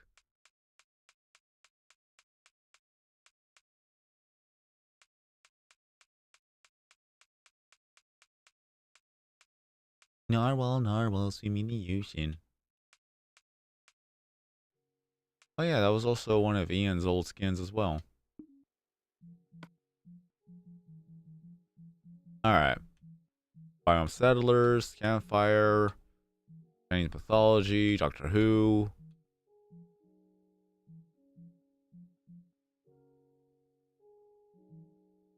Fallout.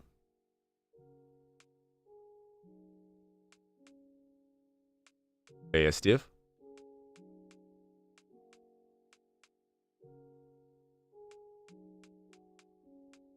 What's funny is that the Marvel Spider-Man, the Marvel and the Spider-Man Impact videos are one of the most viewed videos I've ever have when it comes to Minecraft.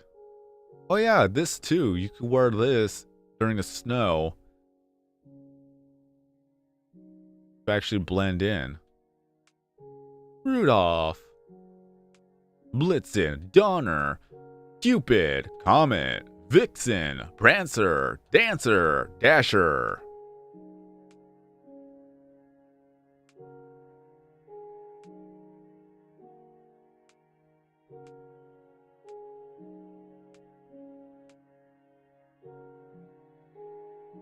I like how there's two festive skin packs.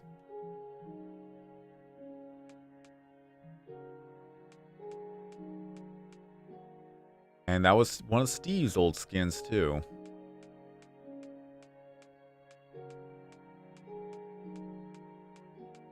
Sorry, I'm very distracted right now. I just wanted to see what they have up in here. And then this is Steve's definite skin. That's his signature skin. Sorry, I hit the mic. SMO skin.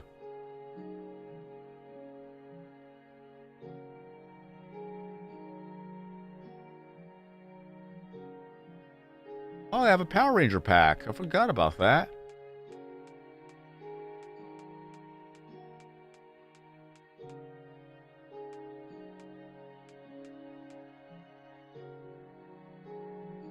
And then we're back to the skin packs.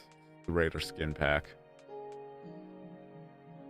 What's funny is that I still have copies of Castle Crashers. I bought the 4-pack edition where I'm able to send 3 codes out to just 3 friends of mine. Wanted to do a full-on Let's Play with all of us playing at the same time, but that never happened.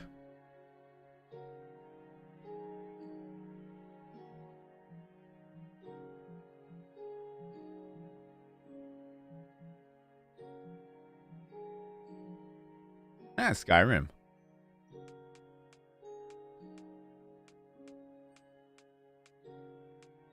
I never even got to Skyrim because I couldn't bring myself to playing an RPG type of game. Like, no.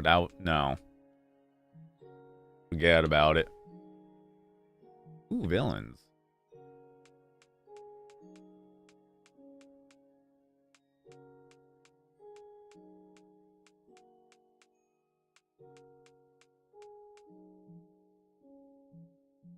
Alright. Back to the task at hand. But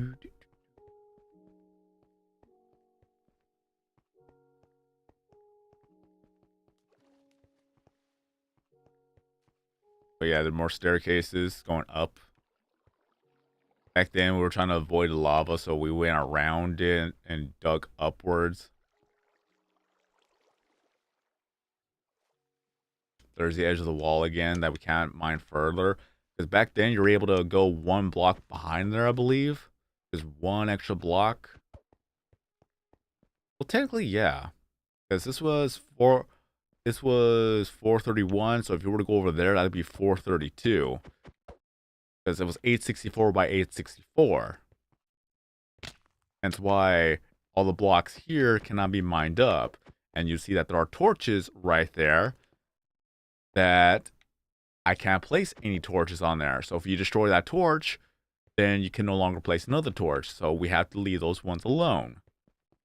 You could destroy it, but no. You just can't place anymore. There's a chest. stuff here, and we moved on from there. Memories, memories, and more memories.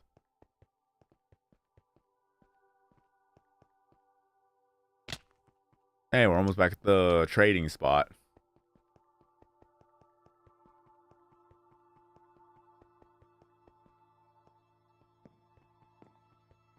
All right. So let's just dive towards the center. Actually, yeah, we'll do that.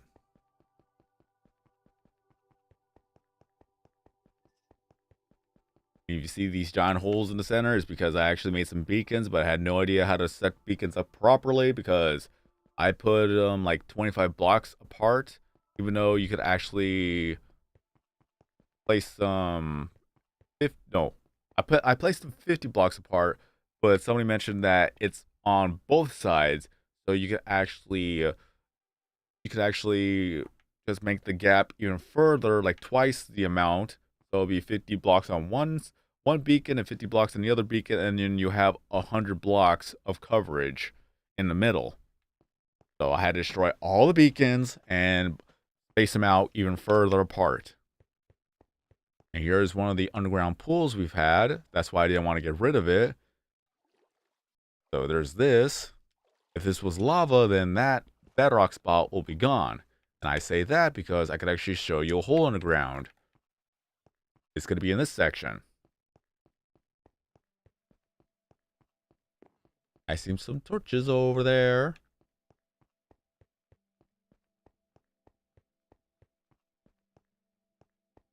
Oh yeah, I'm still texting Ian.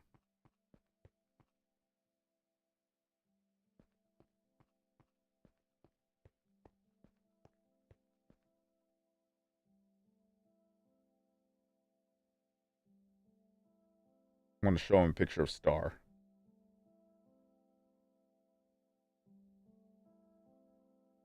If I could find a good picture. Yeah, it's decent enough. Wait, is this one good?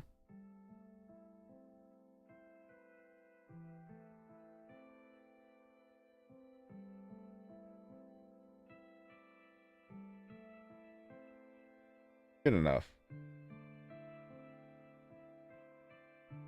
And one more picture if I could find it.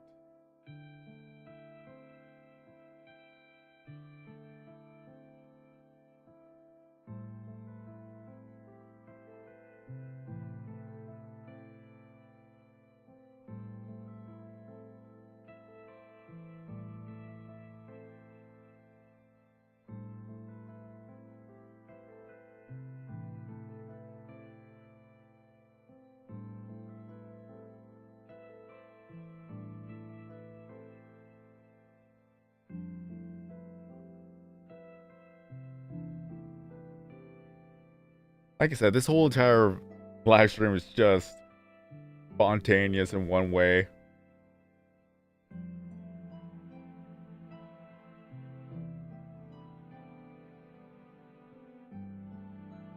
What's also funny is that 2 years ago, I've taken some pictures of my husky. Her name is Mika, and my phone decided to say, "Hey, it's a 2-year anniversary since when you taking this photos." And then when I click on it, it shows like a 30-second montage of all the like the 4 or 5 pictures I've taken of Mika when she was a puppy, including a short snippet of a video of me playing with Mika. I'm like, oh my god, that is crazy good, and it did it on its own. Yeah, Google Photos. But it's like that's cool that it made its own montage.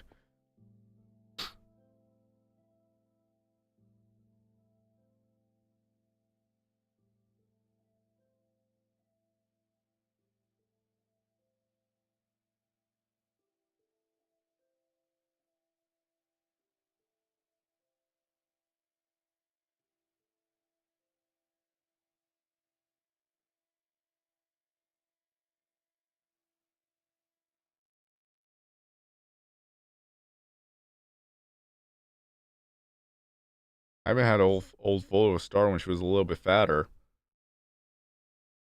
She's lost weight, which is very good.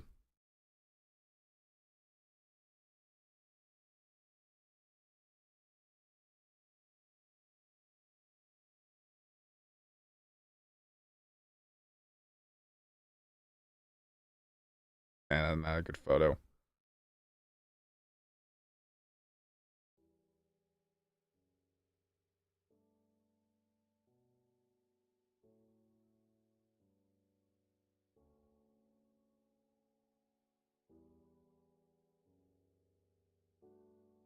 All right.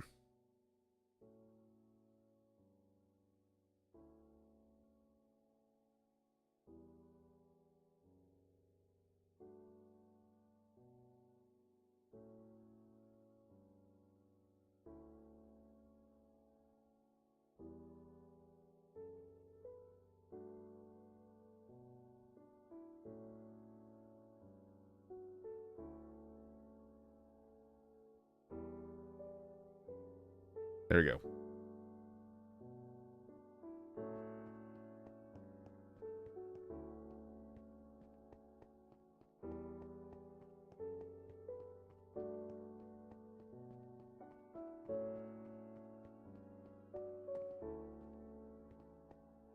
I mean, it's Google, and pretty much Google owns everything. Oh yeah, this is gonna be the first lava pool we've ever discovered. So I'm like, no touchy. Do not touch. Only I touch. And I think Steve made his own sign here.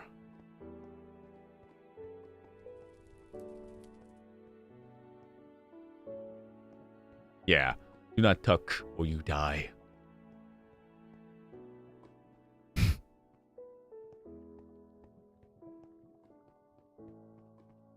Like, Steve only communicates with signs.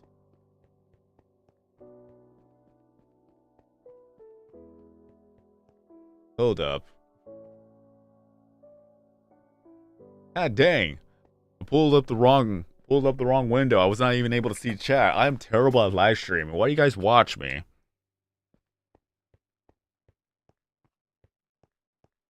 Oh, thank you. Thank you, guys. Like I said, I am bad at live streaming. I didn't even see the chat.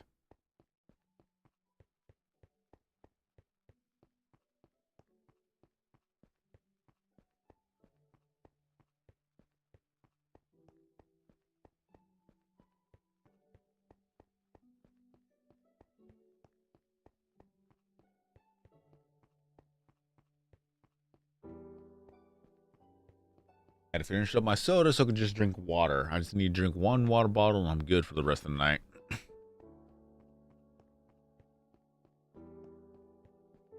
Where did I put my water bottle? Oh, there it is. Hold on. Give me a second.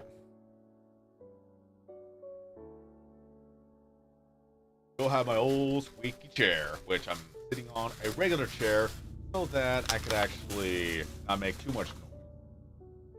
On the contrary of me that for a water bottle. At least it's still cold.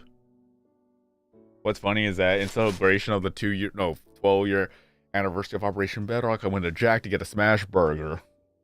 A double smash burger.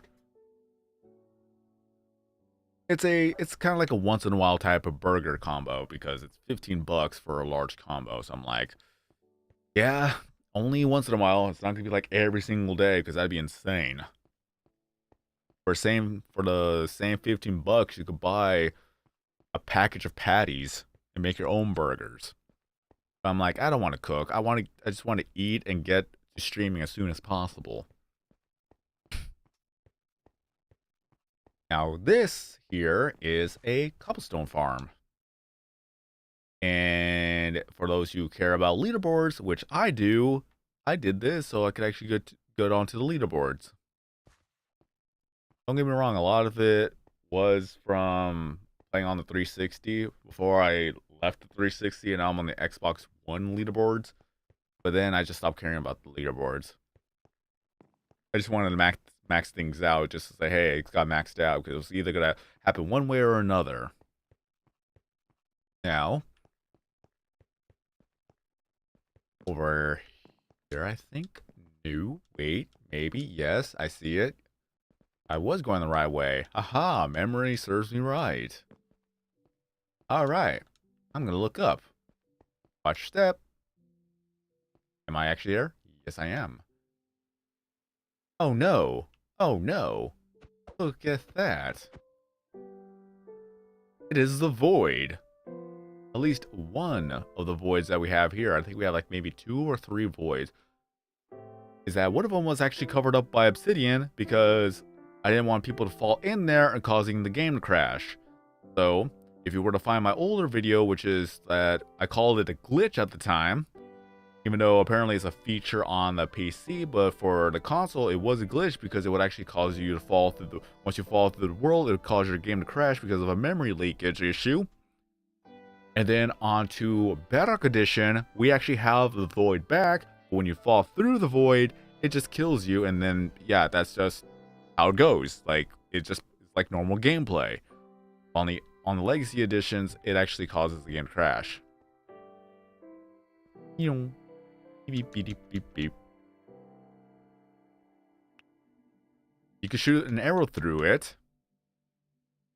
You could actually place a block near it. The thing is, if you place a block, you can't mine it up.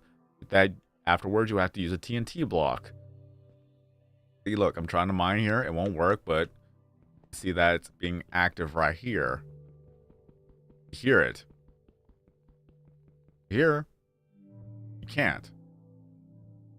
So if you were to place a torch down, you can't break it unless you use a TNT block. If you place blocks down, you can't break it unless you do TNT blocks. If you place obsidian down, I will hate you forever. So yes, just leave it alone. You can shoot arrows through it, and then you can look through it. It looks cool.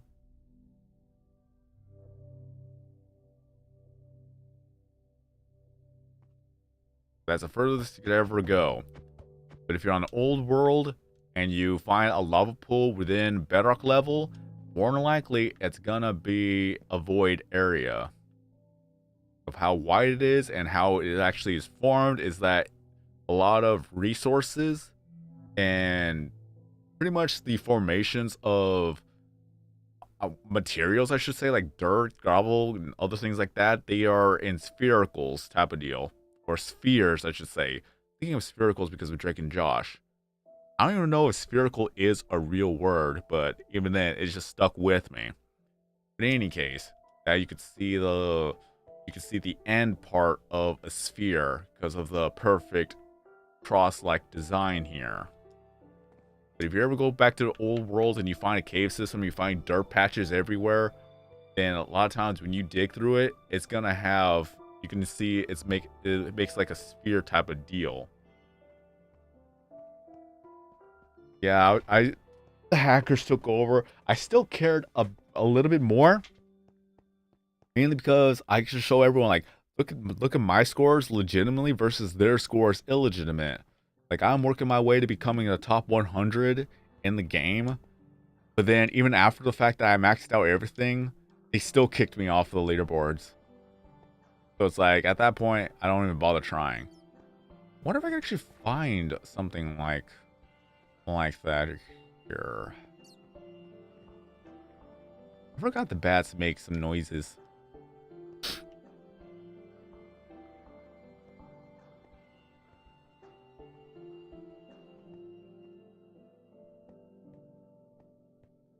Yup. Ow. Broke my legs. Ow. Broke my ankles.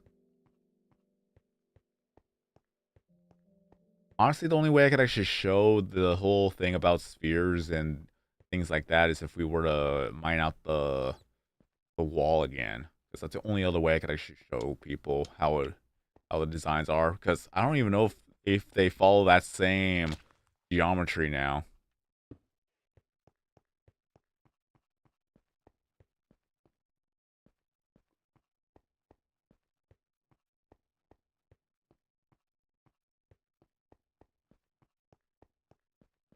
Huh.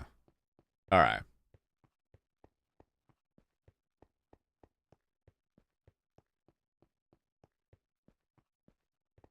Let's see here.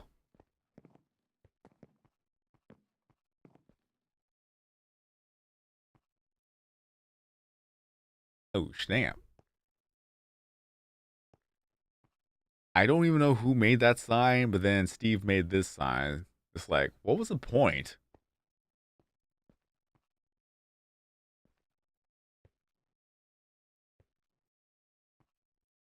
That leads back up to the surface, which I never made this staircase. Somebody else made that staircase. So when I went down through there, then I see a sign. I'm like, oh, well, okay, cool.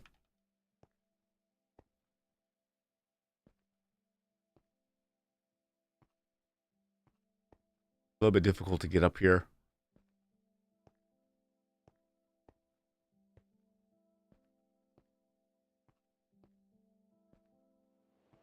Hey, it's raining again.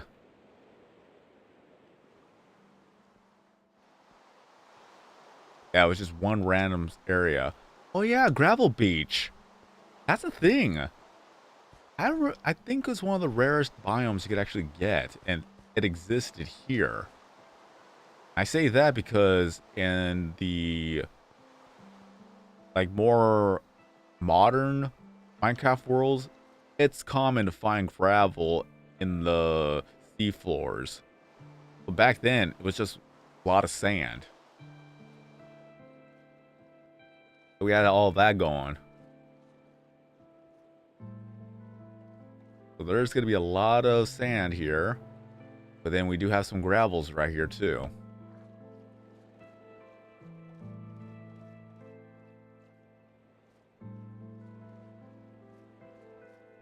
Oh yeah, the best part about it, I forgot about this. Best part about having Aqua Affinity and Respiration, and then you're going on peaceful mode, is that you won't drown. Because you're taking damage, but you're also healing faster than you're taking damage because of Respiration, slowing down the damage you take from drowning. I'm going to take a water break real quick.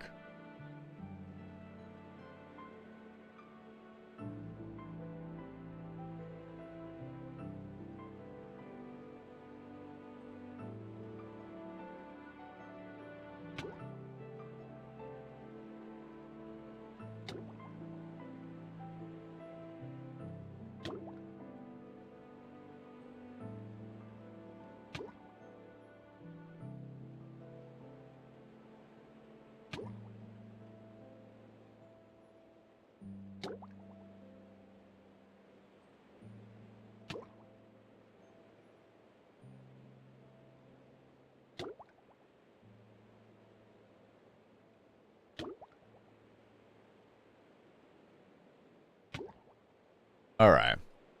Again, as you can see here, I am taking damage, but Respiration with the Aqua Affinity and, of course, well, mainly it's Respiration. Aqua Affinity just allows you to see better underwater. You have Strider, of course, you could walk across the water. Or underwater, I should say. But Respiration, it just allows you to just stay underwater longer. And since it's just delaying the damage, I'm just healing faster than I'm taking damage. No, it doesn't damage your armor.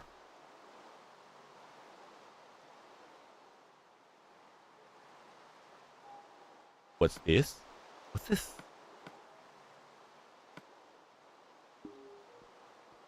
The only thing that damages your armor is running in the cactus and then getting burned and then, of course, getting hit by enemies. But underwater, you're not technically taking damage from an enemy.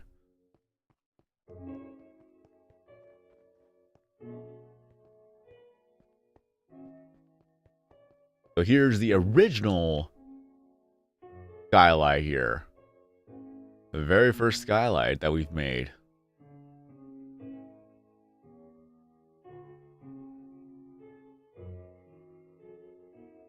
So beautiful.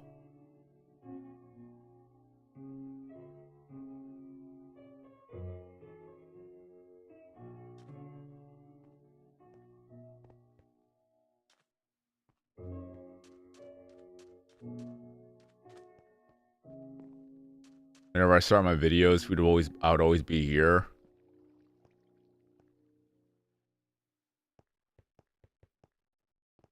Then we had who made cactus staircase.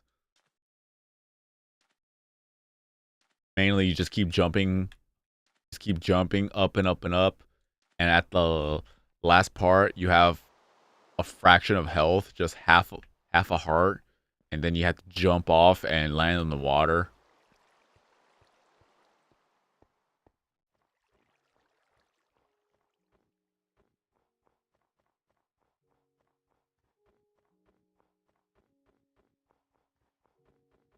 Oh yeah, I was talking about my husky earlier. She's learning more and more to talk. But only if she wants something.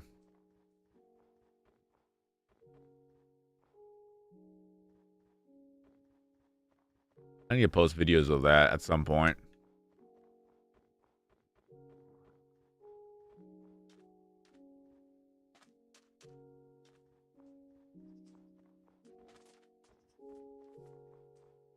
Oh yeah, mushrooms. I forgot Endermen were a thing that they just steal blocks. But yeah, I remember mushroom trees. One of the things we wanted to do at some point was making a mushroom bridge, but the thing is that the height is always random, so it won't always work.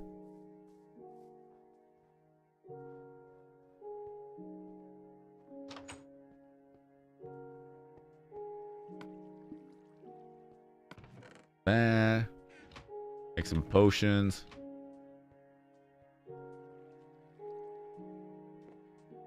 Okay, I had to remember whether or not if the sign was still there.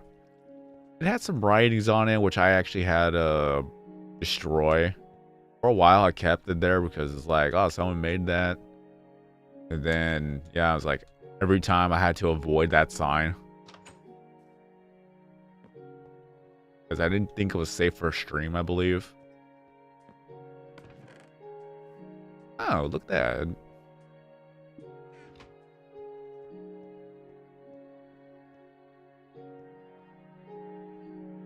Oh, that's random.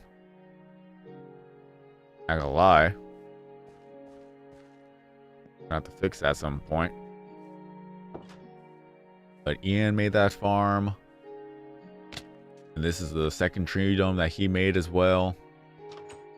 Like I said, he was so much better at designing things than I am. This is the second tree dome.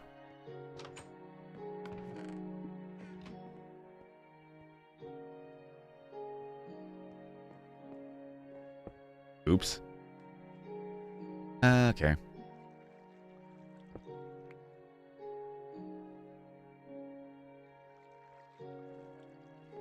At least it doesn't go through the door.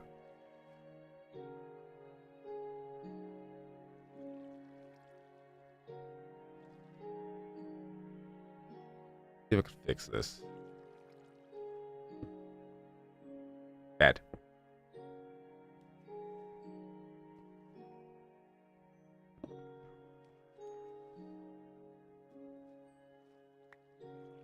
Ah.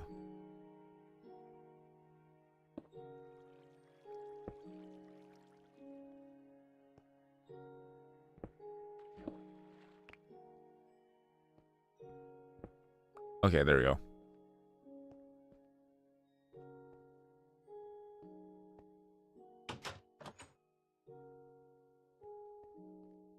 Cool.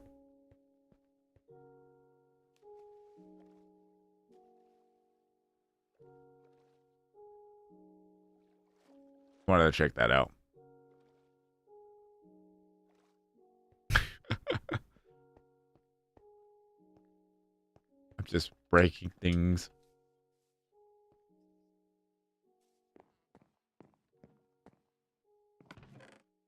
Go to the room.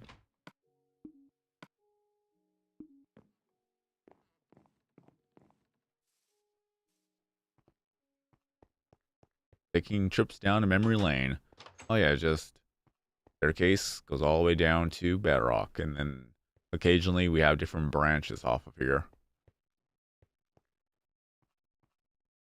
So that's the second tree dome. And then the first tree dome is over here. I won't lie, whenever I'm on if I ever go on to an actual survival world, I still make tree domes. Why not? It's easy to do. All you have to do is just get a lot of bone meal. Or just wait until it grows on their own. So either it grows on their own, or you just simply just use bone meal. And then you use shears to cut off a lot of the leaves so that you could actually use the leaves to make flat surfaces or just smooth things out.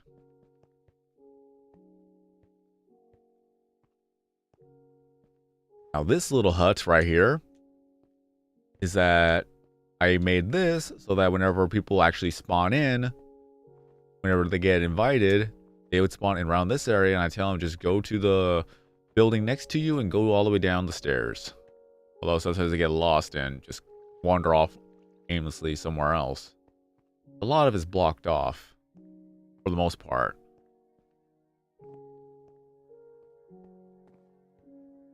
But all I have to do is just go all the way downstairs, and then just follow the map to where I'm at.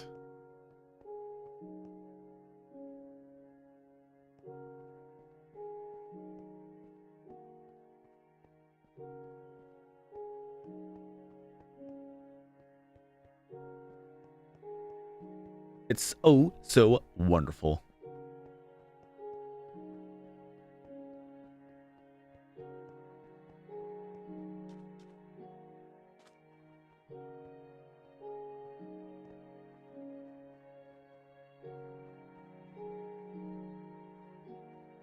What's sad is that one of the spawners got destroyed by a creeper. And it would be right here. Like, one of the first spawners we've ever found was right here.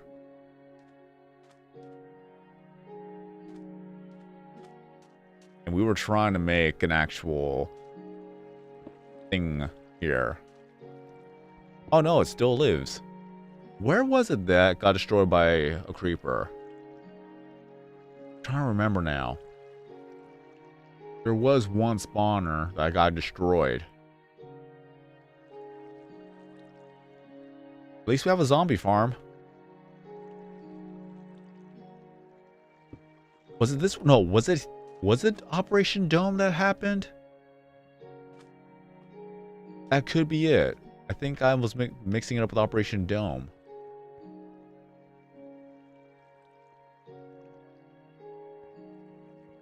Oh yeah, it is high up, isn't it? Yeah.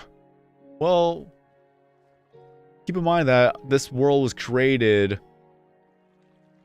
the first month that Minecraft came out, so it didn't really have its own thing going on yet.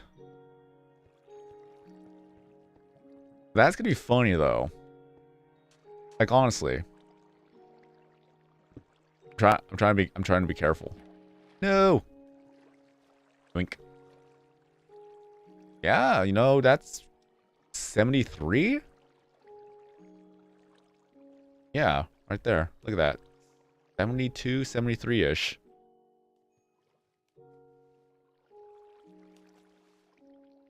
Hey, cool. I want to doubt there was a golden apple found in one of the chests. I believe we did find it. I don't remember. I've written it down, but I don't remember where I put that. Like, we legitimately found a golden apple in one of the chests. I just don't remember which one it was.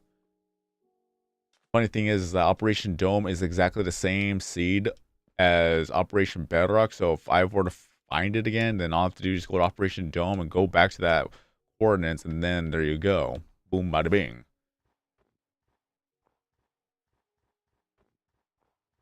But yeah, imagine once everything is mined out, you just go walk up and then you see this giant, or not giant, but this lonesome spawner way up in the sky.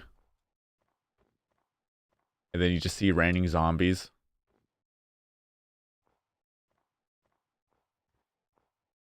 Like, I want to see this world done. Somebody get me a sponsorship so I could actually just quit my job and then mine and dig all day, every day to the end of days.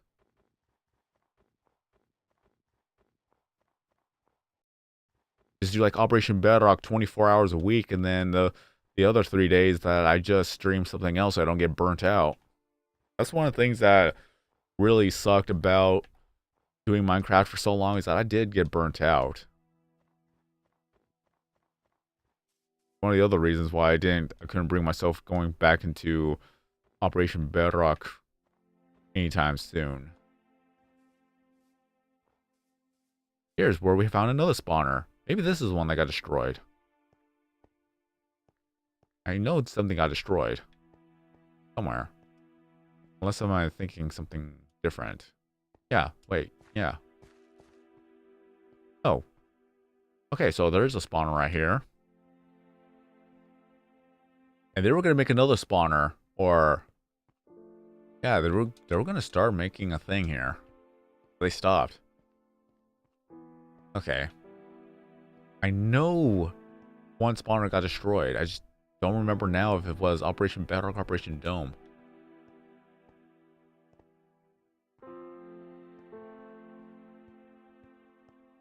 Now that's going to be something I'm going to stay awake at.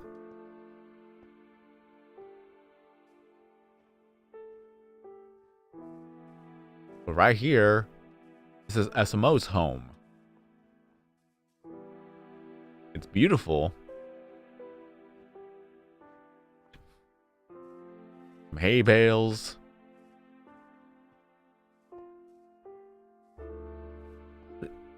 Okay, that's wool block.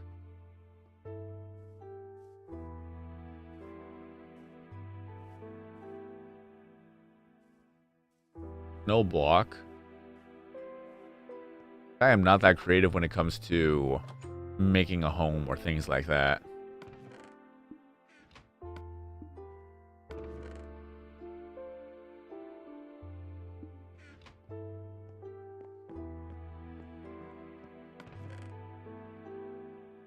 Bar. Nice. If I were to choose a music disc, not talking about the brand new songs, but from like the golden age of like the first 13 discs, or was it 11? I think there were 13 discs and 11 was one of them. Anyways, it would be Far. I was about to jump over, but I don't think I was going to make it.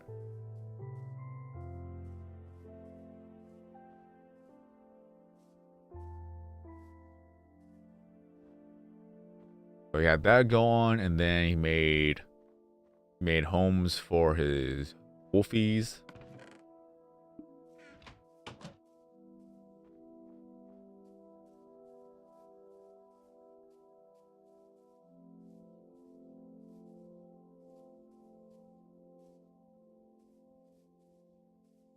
And here's where McLolly did his own thing.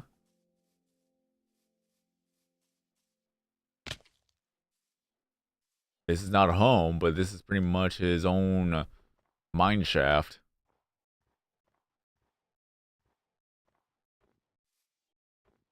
I gotta lie, it is pretty strange that it's way up in here. Hey, look at a brown bunny. Cute.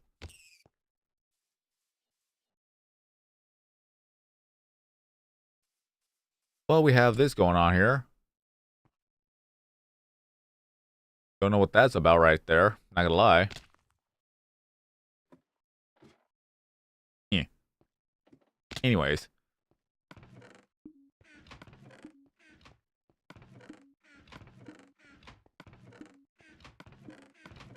Sorry, I'm just touching everything, but even then, I'm the owner of this world, so I'll be able to touch anything that I want to touch. Don't know if you could actually get back up. I don't... Wait, did the ladder go down further? Yeah, I did. I don't think I can actually back up if I jump down there.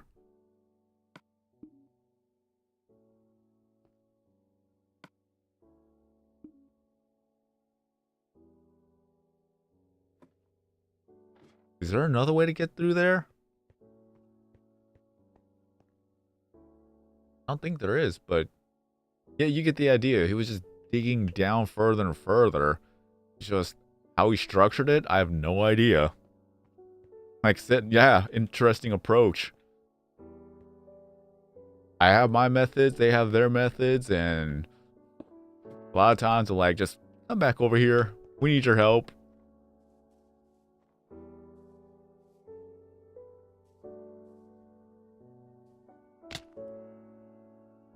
Ow.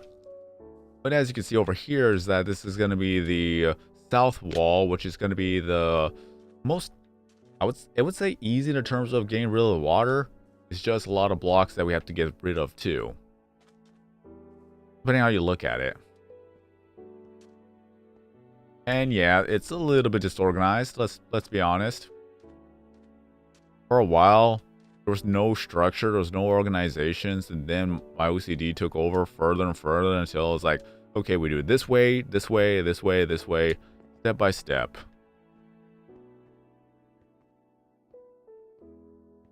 Hey, hello.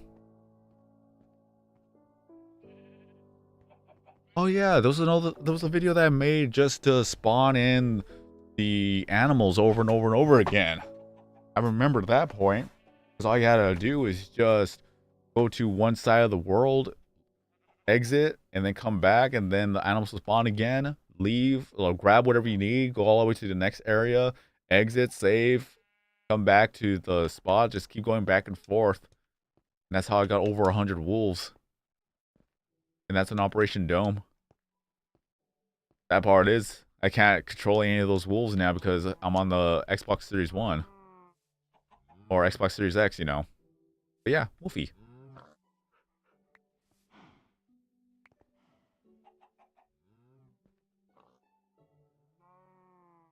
Can't feed you. As much as I want to, I can't feed you. I don't have bones. Can't tame ya. Anyways, here.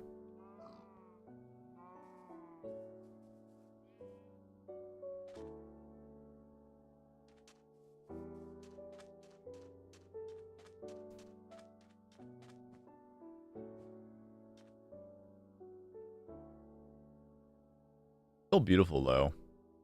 We started here. This had the most water and ocean to deal with. It took forever to get rid of this. And I was just too dang stubborn to stay on the 360 while everybody moved on to the Xbox One. And then the 360 just got laggier and laggier. It would take forever to save. So eventually I actually went on to the One a year later after it came out. So I'm like, god dang, I should have just went through it to begin with. I have blast protection right here to fight the Wither. And I have the Smite to fight the Wither. And I have these pickaxes just to save up. I got a lot of maps. I have so many beacons, so I just need the resources.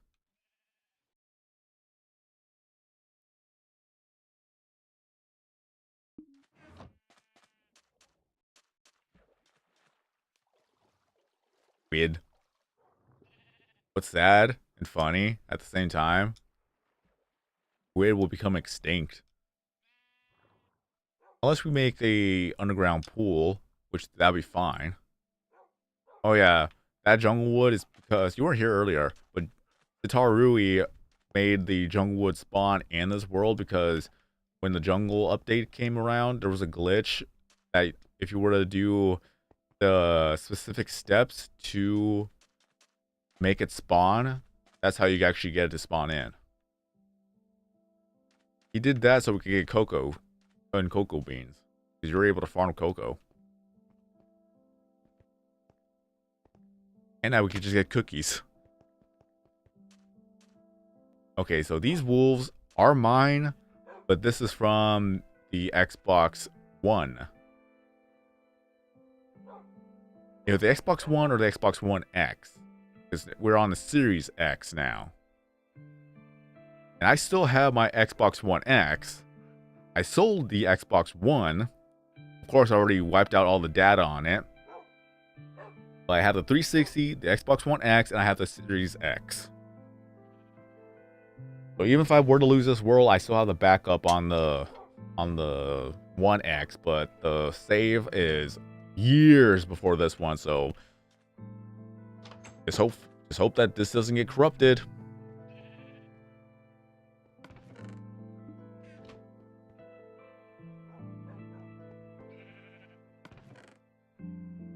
A lot of sugarcane though. I was so mad when they made bricks because resources are limited. So when they actually used up the clay to make the bricks, I'm like, why? Why are you wasting that? Too late now. There's nothing we could really do. But still, I was mad that we were using the clay to make bricks.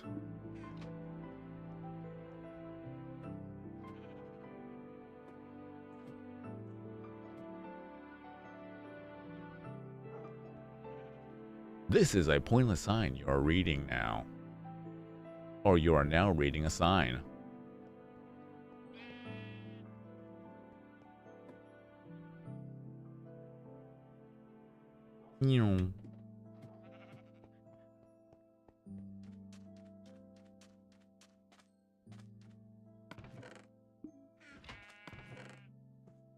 I don't know who this is. This could be mine.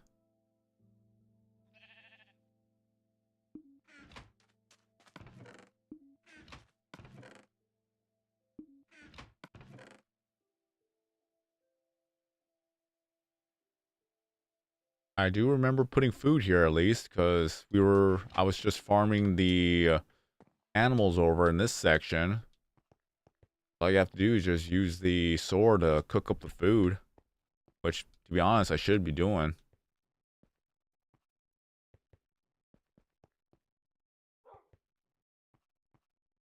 Hey, Dougie.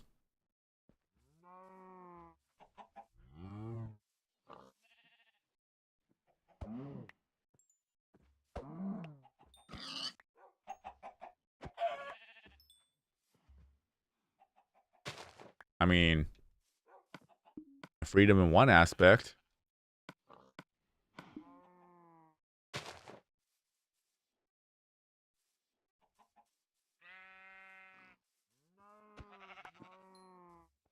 They're also able to spawn at the other base, so free food is free food.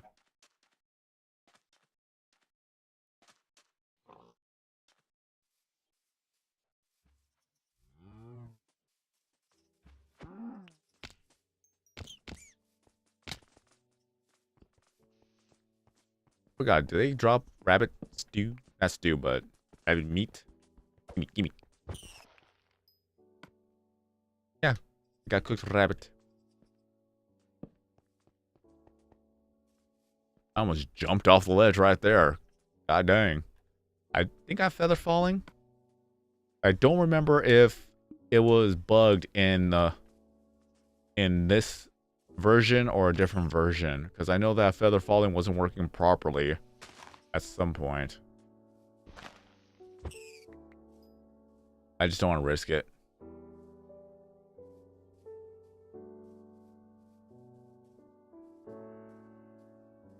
Let's go to the Nether.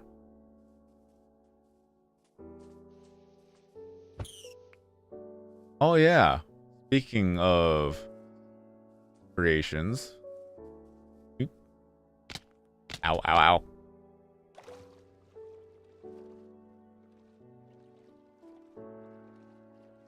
Guess who made this house?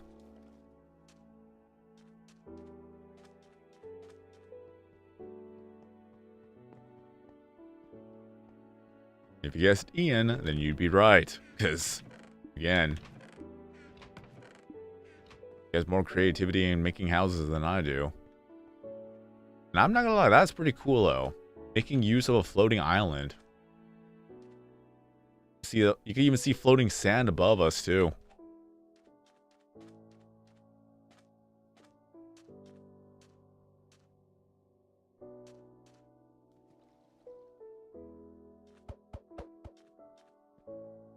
What is... What did that?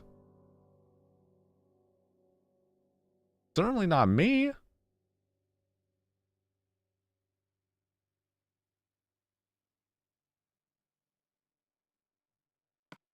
I almost fell in it too.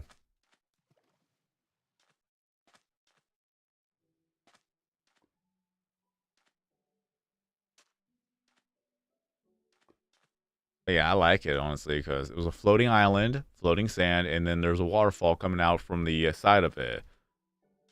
And he decides to build a house underneath it, so that's pretty cool. Maybe I'll leave that one alone.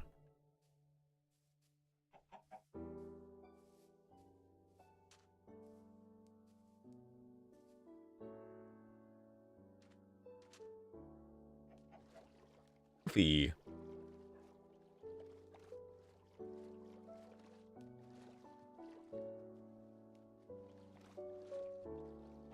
But yeah, so it will be a spider spawner right here.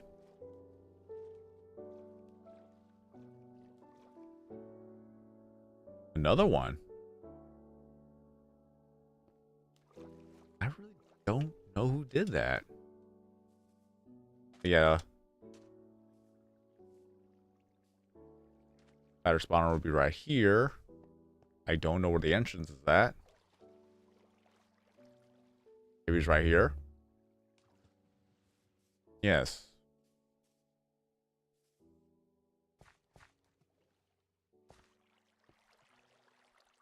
So spider spawner. And you just fight the spiders so that you get some string. This is just for infinite water right here. They're very useful if you want XP and some string. And then from there you can make wool blocks.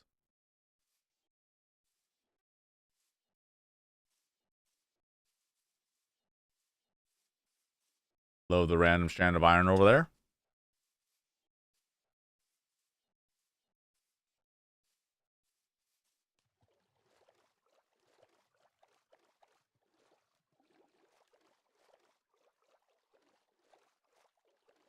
Move over to the dirt.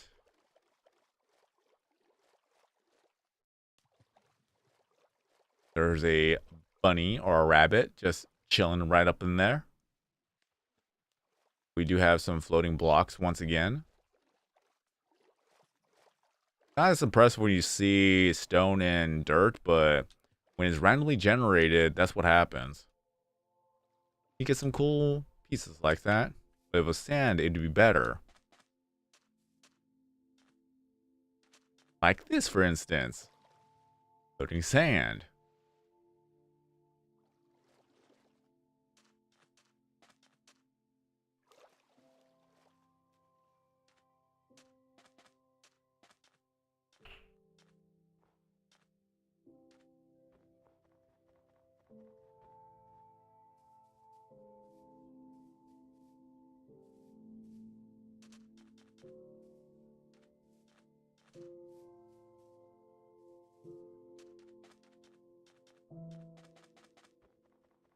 Now let's see here. Let's see here. Oh yeah, the boat on ice still works.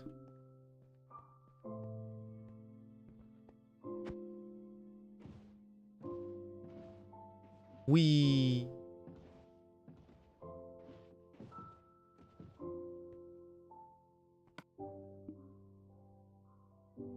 Hold on. Fail. There we go. Oh, drift.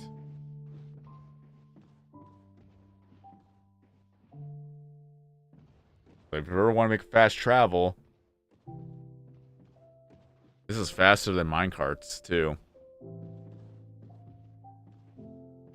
Get a lot of get like a lot of ice blocks, make one straight line, put some rails on the side, and then use an actual boat to get from point A to point B.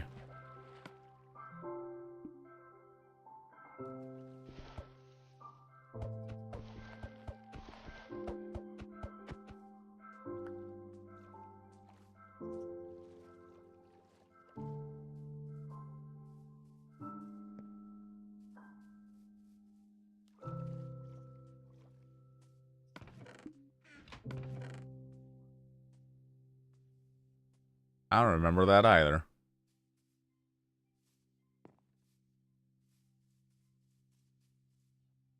Oh yeah. Spawner right there and a spawner right there. What is this? I don't remember that. Not as confident as I used to be.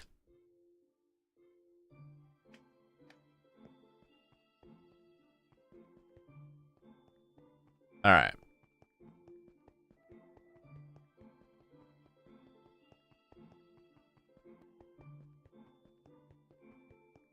I remember the song. Oh, this brings back so much memories from the first month that I played Minecraft. I don't know how the music is now for... Hey, thank you, Mac. I just don't know the songs that play or the themes that play when Modern Minecraft is out now. Does this song ever play? This is one of my favorites.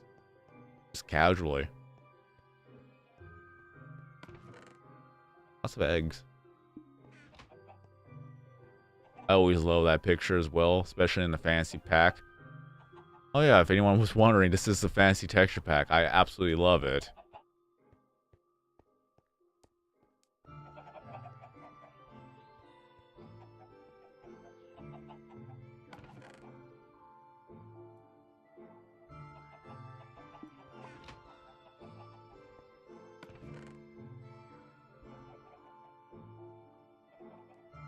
Slime ball. Golden apple. Okay, this was for when we fought the boss. I remember this at least. You got jump scared.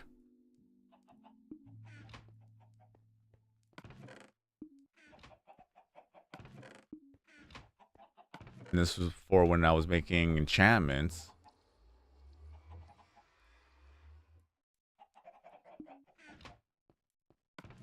A lot of bones because of the fortress. A lot of glowstone and some blocks. Some gold even. Some blaze rods, some magma cubes. Netherite. Oh, not netherite. Nether quartz. Imagine if this was netherite. Are you kidding me?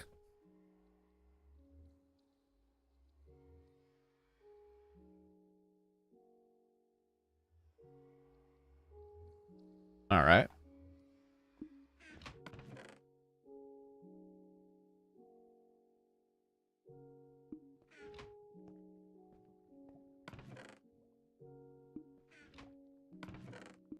Fair enough. Soul sand.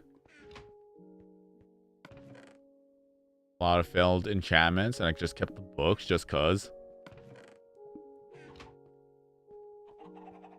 Alright, let me save.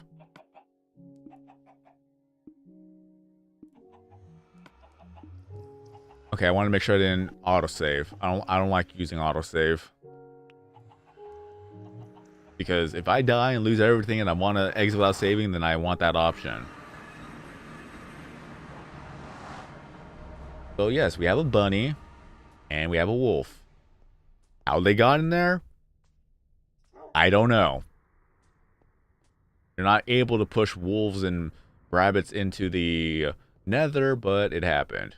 What's funny is that we had two bunnies in here, and one of them despawned. And the wolf just stayed.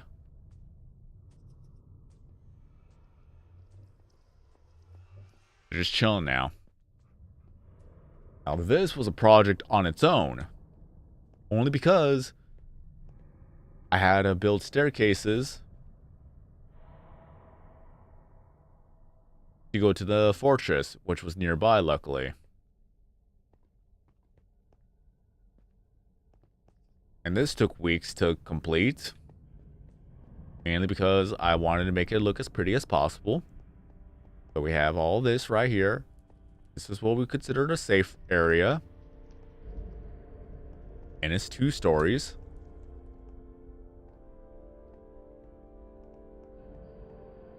We made a lot of room over here.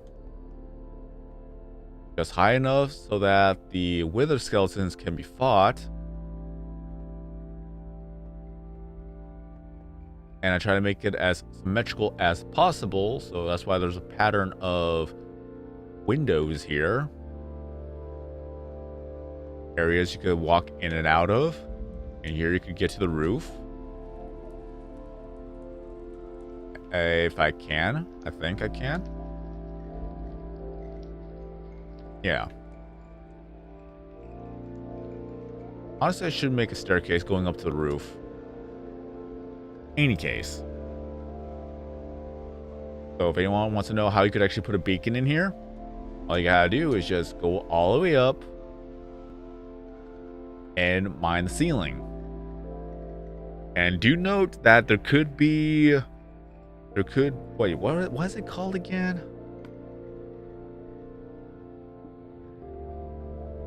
What is it called again? Give me a second. I don't remember the name on the top of my head.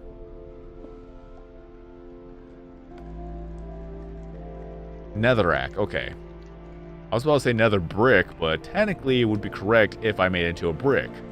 These are nether bricks right here. But netherrack could actually be behind a lot of the bedrock above us. So what you want to do is that you want to place some TNT blocks in the surrounding area and detonate them as close as you can in the bedrock so that you can get rid of the netherrack behind it so that you can actually make the beacon to go through bedrock. Because it can actually go through bedrock apparently. That was one of the mechanics in the game. So in this area, we have resistance 2, regeneration, strength 2, and speed 2. Oh, 1 actually. I could make one that has speed 2, but you know I could actually. I could.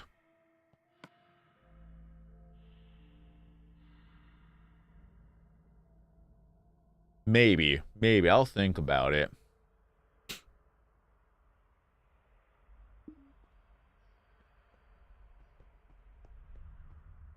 more I think about it, the more I want to do it, but that'll be another day. OMG, it is Baby Luna. What is up?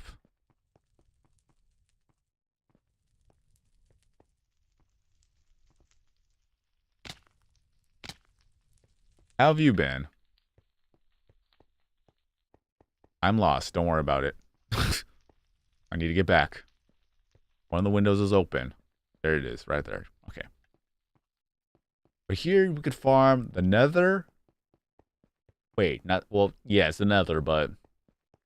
Wither skeletons, regular skeletons, magma cubes, and the occasional enderman that spawn on the ceiling, which is rare, but no need for that. But mainly the blazes is what we want, especially for the XP that they give you. And I've already fought the wither 200 times, I believe, at this point.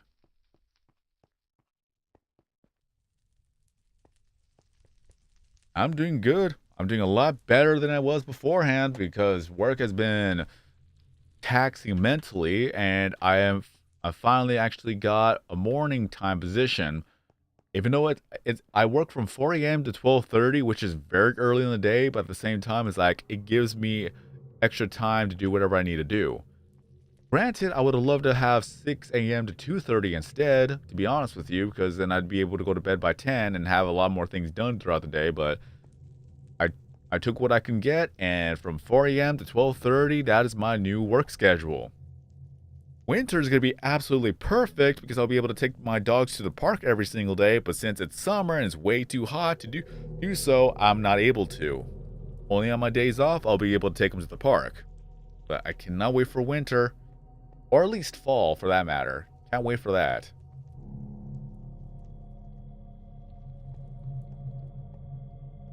But it's a lot better than 3 p.m. to 11:30, which there are pros and cons to everything, and I am seeing that now, because when it came to 3 p.m. to 11:30 p.m., I was able to get a lot of work done in the night when everyone is already asleep type of deal. No outside noises, no distractions, the dogs are asleep. I could just make my videos and do whatever things I need to do.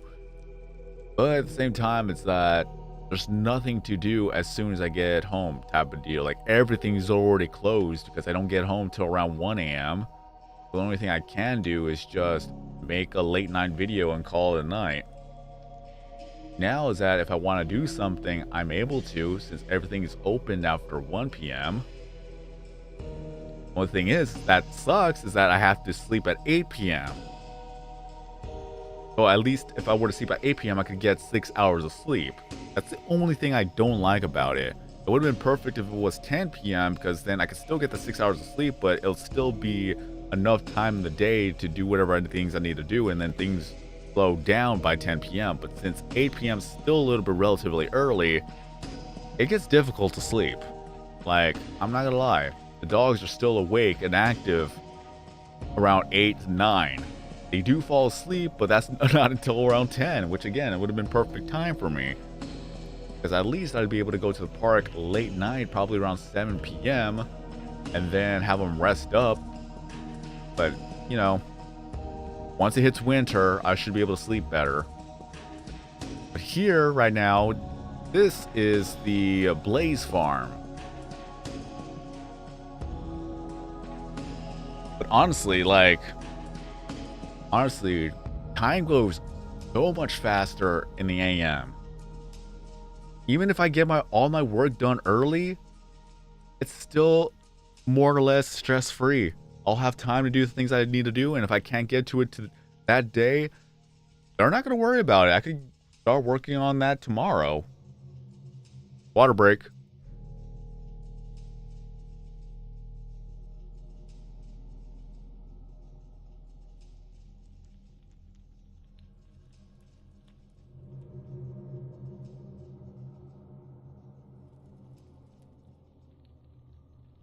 And yeah, honestly, I like it.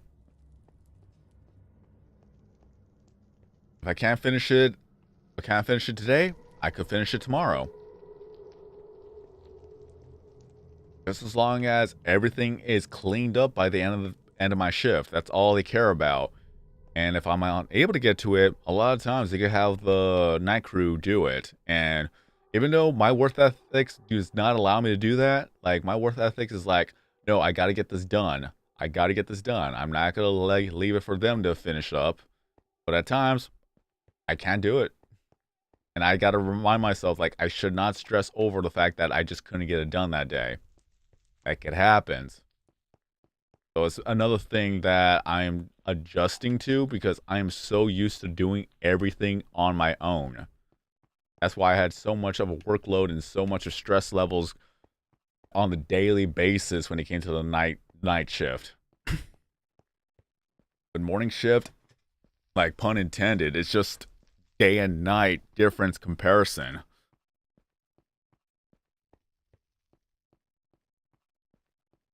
But once I get more adjusted to the whole schedule, then I'm really hoping to at least do daily live streams or at least more content. That's what I'm really hoping for. That's one of the reasons why I also wanted to do the anniversary of Operation Bedrock, just to see who is still active and who still wants to see us done. But whether or not if I'm able to get to it, that's going to be another story. Because, like I said, it'll probably be sporadic when it comes to making content with Operation Bedrock, whether it be the live streams, whether it be making videos or just having a commentary. But if I am going to commit more and more to Operation Bedrock, then I want to be sure that people are going to be committed to watching the content. So it's kind of like the two-way street type of deal, which I do want to make a separate video about.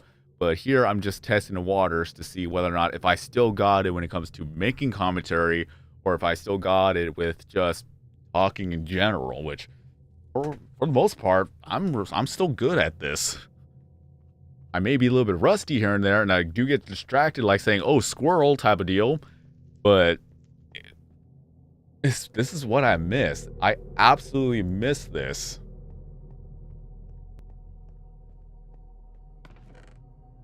But if anything, every other day, if I do an Operation Bedrock live stream, it's just gonna be me talking to people. Maybe just have some silence, or just do the boring stuff. Let's be real, because it is boring in one aspect, where if I'm gonna be fixing the pickaxes, I'm just gonna be sitting right here, or technically upstairs, to fix up all the pickaxes like I'm doing right here. And I'm the type of person that wants to do all of it at once, not just one and done. No, I gotta sit through this, get every single pickaxe you see right here fixed up. Is there any more pickaxes? Let me see. Oh yeah, the shovels. We gotta fix the shovels too. At least the shovels isn't that bad in comparison. But I'm the type of person that has to get all of it done and then move on to using it all to depletion. That's the thing that sucks about me. I'll just sit up here, wait a bit. Actually, hold up. I don't remember exactly. No. Well, technically, yes. I could stay up here, let them spawn, or that. Let's see. Yeah. Yeah. Go up there, let them spawn, or go over here and just wait for them to spawn in, because they can't get me over here at least. Only the skeletons can. The occasional blazes. But I also have another spot, don't I? I could have sworn I had another spot.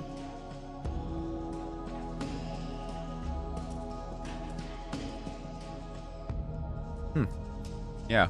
It's mainly sit up here, wait for them to spawn in, and go all the way downstairs. Just fight them off. Smack, smack, smack, smack, smack, and get all the XP.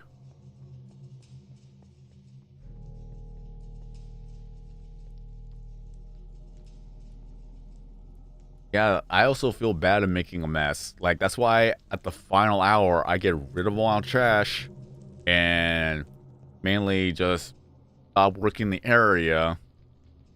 Because if I keep working the area, I'm gonna get more trash to deal with. So I'm like, okay, no, leave that for them to fix up, and I'll just deal with my trash, clean up my areas, and then go. I leave that for the final hour.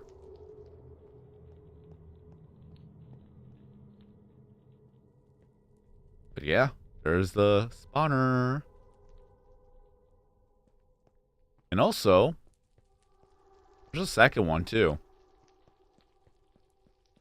I think it's here.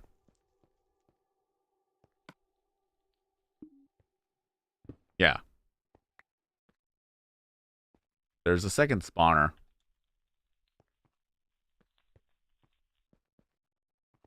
And no, I am not that creative enough to get two of the... that would be too much work to get two blaze spawns or two blaze farms going at the same time. I mean, it is doable. I don't even think they're in the same level.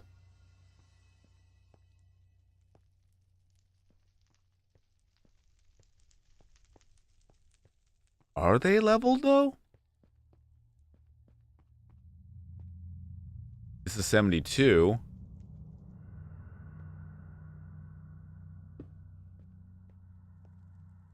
I'm going to save just in case.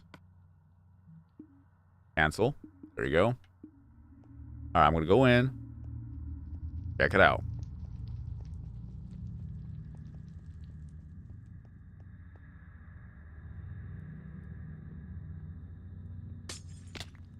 $73. Wait. Wait, doesn't this count? Hold up. 72. It is lined up. Interesting.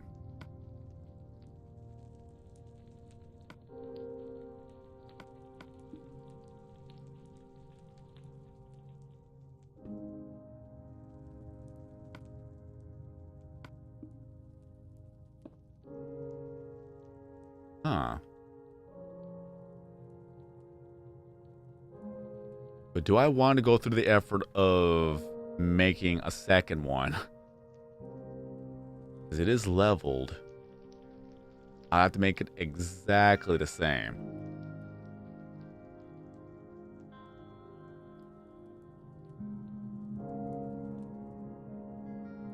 Thing was, I did this all in survival mode too.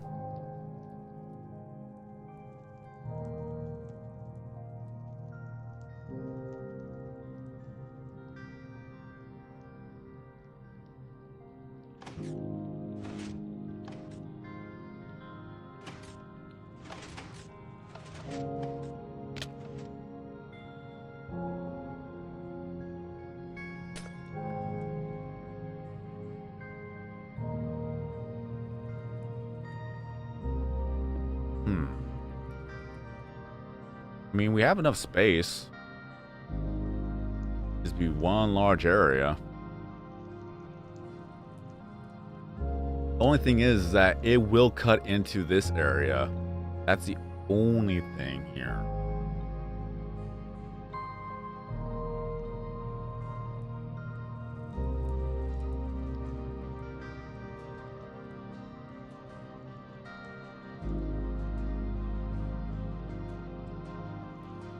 I'll think about it. Because we'll be going to one spot and going to the other spot right here.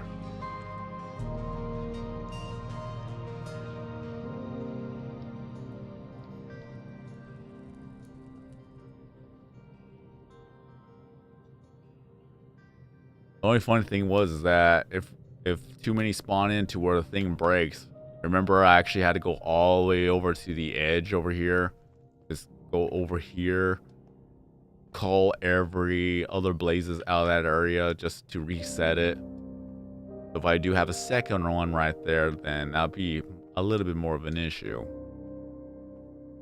Like I said, I'll think about it.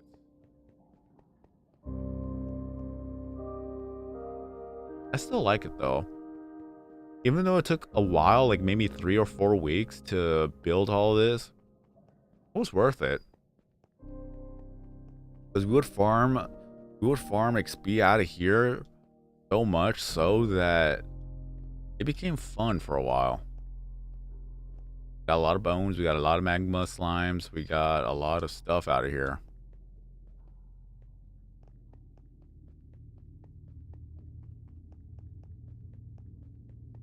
If only the second blaze was closer, like within that. What would be awesome is that if we were able to pick it up with a silk touch pickaxe, you know? Let's pick it up, I'll just drop it right there and let them both spawn in.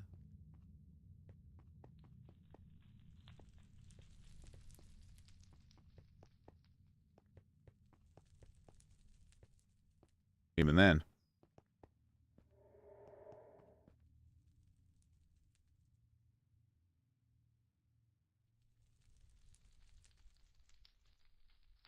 I don't even know if you're able to crossplay, honestly, because I know for a bit, SMO was able to join in on his PC. I don't even know if that's actually possible anymore. I know that for the Xbox, you can no longer download Legacy Edition off the marketplace because they took that off. So if you've already had it downloaded on your 360, you're able to transfer that over between consoles. But other than that, the only other way to actually play Legacy Edition is to buy the physical disc. And the issue with that is that the price of the physical disc went up. Because when I bought it, it was, I believe, either $30 or $40. And that was years ago. I think it was like 2019 when I bought the physical disc, because I didn't think that it would actually still work when I got the Xbox One, but no, it was still in my account, so that was fine. But at least I had the disc as a backup in case if anything goes wrong. Now, if you were to try to find it on the Amazon or eBay, a lot of times they will list the other Minecraft edition, which is the plain old edition, like the default the default thumbnail you see now. If you want to get a Legacy Edition, you have to read the title on the actual cover page, I think, for lack of better terms. Cover art, whatever you want to call it. It has to say Xbox One Edition. That's the only way to actually get that off of Amazon or eBay. And right now, last time I seen one of them, it was $80. So it's going up. A lot of people want to play Legacy Edition because they don't like Bedrock Edition. The only problem with Legacy Edition is that it no longer gets updates. And the thing that sucks is that the 360 is more updated with the aquatic update than the Xbox One Edition, because Xbox One, or at least let's just say Xbox now, Xbox has their Minecraft that's more up to date now because they are the ones that has Bedrock Edition. So the Minecraft that you see in the marketplace, that's Bedrock Edition. So they figured that nobody's going to be playing Legacy Edition, so we're going to stop updating that, and we're going to give the update to all the other platforms. So the Nintendo Wii U, I believe. I think the Wii U actually got the update. Don't quote me on that. But the 360 definitely got the update, which in all intents and purposes, the 360 is more updated than the Xbox One Edition, which is ironic. So if you want to play the aquatic update, you can play that on the 360, but you can't play that on the One. Unless you go to Bedrock Edition. So it's a mess. It is a mess. And the only reason why 4J Studios isn't updating the console edition anymore is because they're not allowed to. Which I would argue is that they should go back to updating the Legacy Edition. But they want to put all the resources somewhere else. Funny enough, 4J Studios is already doing their own version of Minecraft, which, that's funny. Along with Stampy Longhead. But I honestly don't want to go into the whole new Minecraft thing, is because I already invested enough time in Minecraft. I don't want to do that all over again with Minecraft 2. So, you know, yes. Funny how that works. But good luck, and I hope everything goes well with that endeavor, because that looks interesting to see how that will go.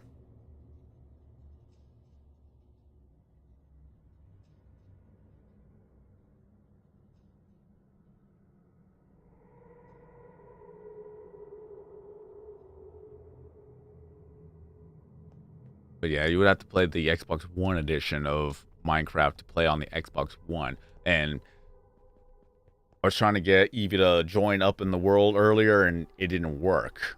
So I'm really hoping it's not because they shut down the servers or anything. Because now it would be like, if that were to be the case, then I'd be playing by myself.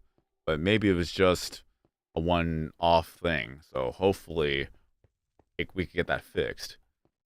Again, it's kind of funny that earlier that when I booted up Minecraft, at least the Xbox One edition, that it actually had a update.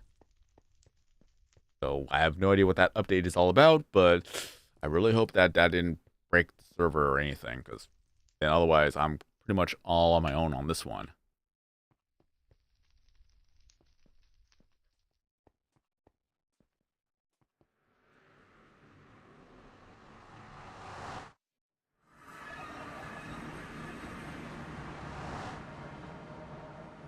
Dragon.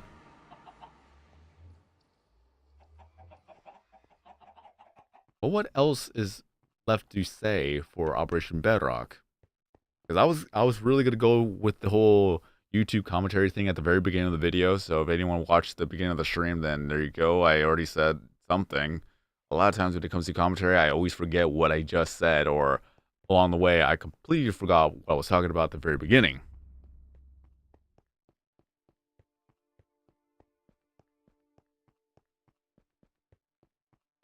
But yeah, I did say at the very beginning that it felt so weird booting this up. Like, I booted it up, I heard the music, I started smiling. I'm like, wow, a trip down memory lane. 12 years since I started Operation Bedrock, all from the idea from Ian that asked the question that, what if we were just, what if there was just nothing but Bedrock, honestly? Like, what if there was a world that there was nothing but Bedrock? And then I decided to record the video of the very first Operation Bedrock episode. That we were going to mine the entire world until there was nothing but Bedrock left, except for the floor, of course, because we need something flat to walk on. Any blemishes that I see, I patch it up with stone, just to make it clean.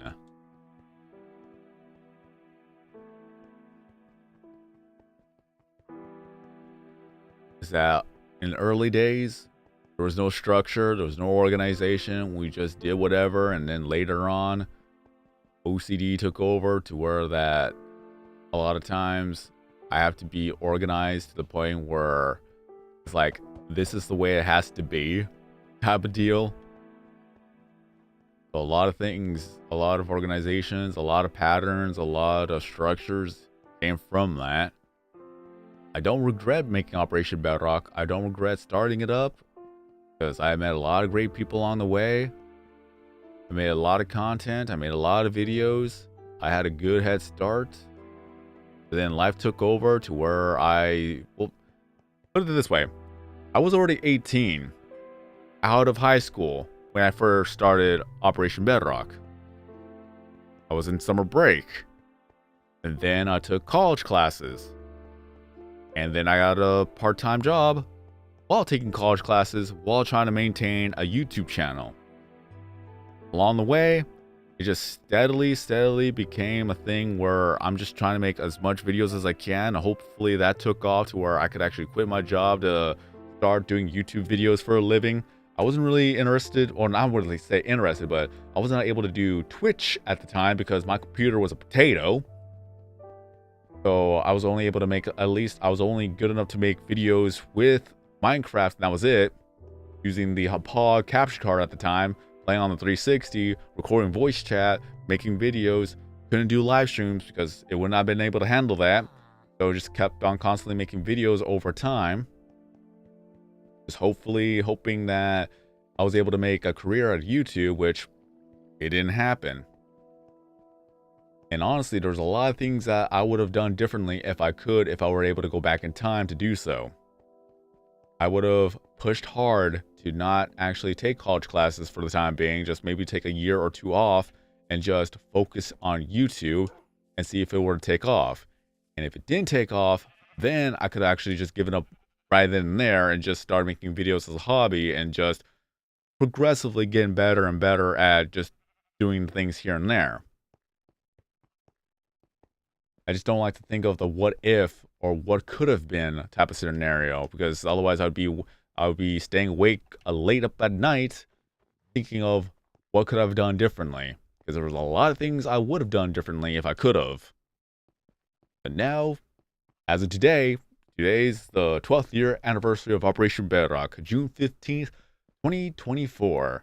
2022, even though that was supposed to be the end of the world type of year, that's when I started Operation Bedrock. But yeah, time has gone by. I've gotten better audio, better equipment, better consoles, better computer, better monitor, better TV. And I finally got a better work schedule now. Question is whether or not if I'm able to bring myself into committing more and more time to doing Operation Bedrock all over again. Because I am burnt out of Minecraft. I spent so much time making so many videos with Minecraft. Probably over 1,000 videos at this point. So if I'm able to get back into it, it's going to be a commitment.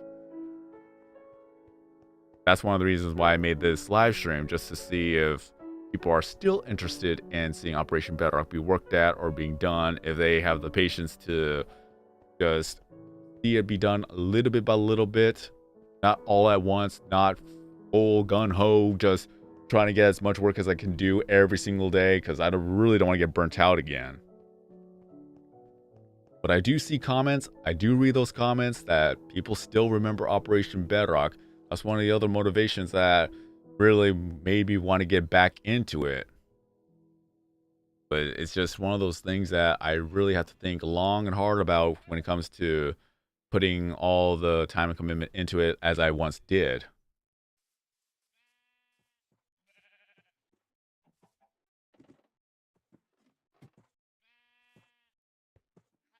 Sorry, getting distracted by Mika in the background.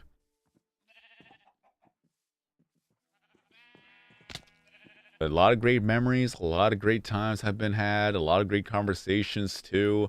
Made a lot of good friends. Because honestly, without Operation Bedrock, I would have never gone to VidCon nor Minecon 2017. That's the only VidCon and Minecon I've ever been to, and maybe that'd be the last one I ever will go to. Like honestly, those years were great. I loved it. That's kind of one of the things I really wanted to do, is just attend conventions and things like that. Operation Dome got done. At least there's that. A lot of time that went through Operation Dome could have gone back into Operation Bedrock, but back then I was afraid that people would get bored of Operation Bedrock, so that's why I made a second series. And then of course, when I started that second series, turns out that I was completely wrong and people wanted to see Operation Bedrock more than Operation Dome. But then since I've already started Operation Dome, I'm like, I gotta finish it. Again, that's one of the things I would have done differently had I gone back. Just in hindsight, I should have just done Operation Bedrock first, and then afterwards do Operation Dome. And what did I do when I got Operation Dome done? I started Operation Blackout. Hooray! I didn't learn. I still have that world, by the way. And I still want to complete that world. However, I put that off to the side indefinitely until Operation Bedrock is done. So, you know, there's that.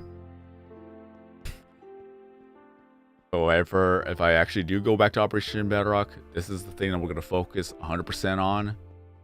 Although I will do other content so that I will not get burnt out of Minecraft all over again. I hope it doesn't take another 3 years for me to make another update. But we'll see as time goes on. I'll be reading the comments. I'll be thinking long and hard about this. I'll go soul searching and hopefully, maybe, possibly, steadily get back into Operation Bedrock little bit by little bit. See how it goes. I really don't want to do this on my time off. If it's going to be something, it will have to be a live stream.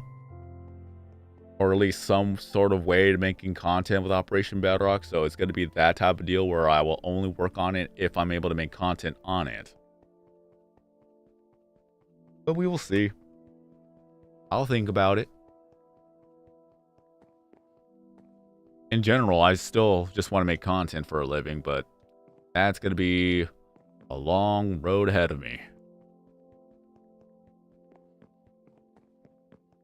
Well, what the plan is right now, since the east side and the north side is done, we'll be working on the west side, where we'll make staircases, or at least what you see in the where my cursor is at.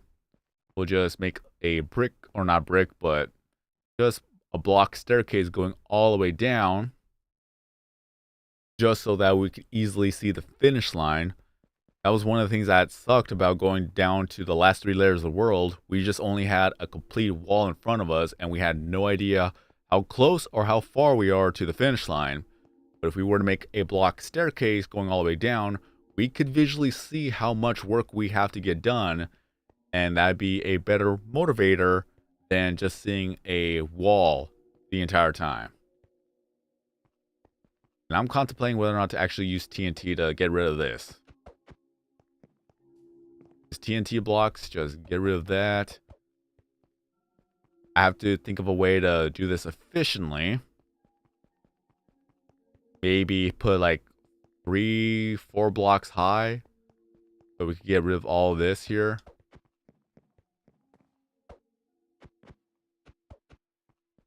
The only thing that's gonna suck. Oh no, I could actually put obsidian. Okay, that could work. I could just put obsidian around here, destroy this, and then destroy this obsidian afterwards.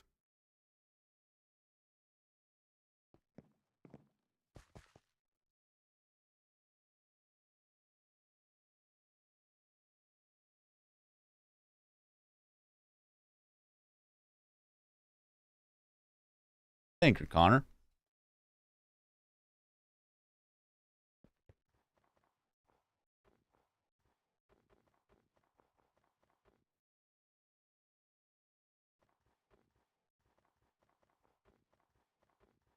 That's pretty much what it comes down to. See if things go well.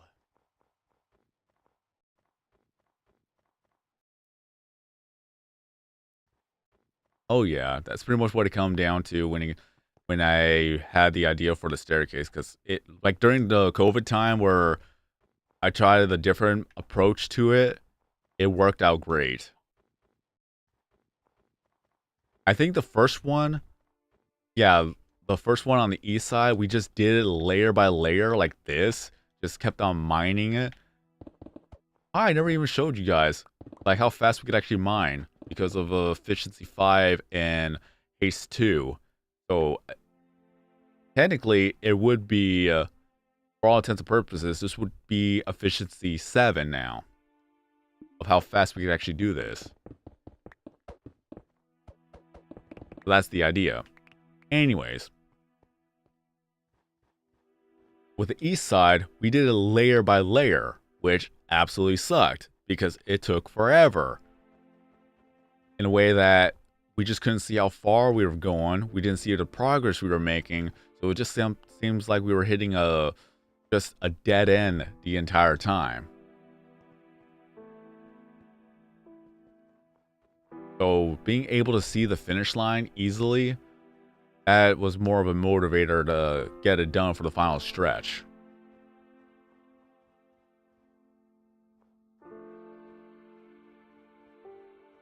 But yeah, any other updates about my life? Simply put it, life took over. Didn't get much work done with Operation Bedrock at the time. My emotions, my mental health was bad for the most part, but it's getting better. Honestly, since the fact that I'm working a morning shift after so many years, I've been working ever since I got out of high school.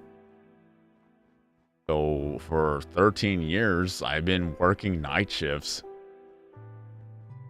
And now I'm working morning shifts is just so much different. I'm still adjusting, especially the fact that I have to sleep early. So that's going to be another thing. Because for reference, I have to go to sleep in the next hour and 30 minutes if I want to get my 6 hours of sleep. So it's already getting close to me having to get ready for bed type of time. So if I do go back to Operation Bedrock, it's going to be a couple hours or at least a few hours out of the day. It's not going to be like 8 hours, 8 to 12 hours as it first was when I had a part-time job. Like, nope, it has to be full. It has to be part-time now, but you know. 4 a.m. to 12:30 p.m. Not that bad of a schedule, especially when it hits winter time. Because then what I have to do is that once I get out of work, I go home, I'll take the dogs to the park. That's exactly what I'll do. I'll take them to the park, stay there for a couple hours, and then go home. And then from there, I could actually just do a quick live stream for a couple hours and then go to bed afterwards, because then I'll be able to sleep well from all the exercise. Hopefully the dogs will sleep well as well, for the fact that they'll be exercising and walking about for 2 hours.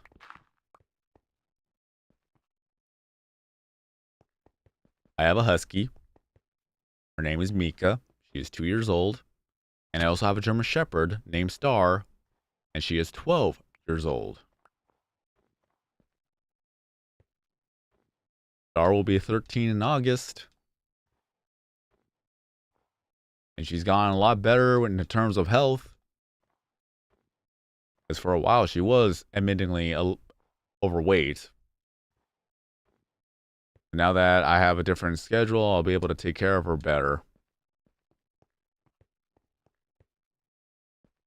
Even on my days off, I've been having her go to the park, and she's been getting a lot of exercise then, too. And she's getting healthier, she's losing weight, she's moving more. And she is very happy to go to the park. Like, when she knows I'm going to go to the park, she will get up and go to the door. Like, she is amped up.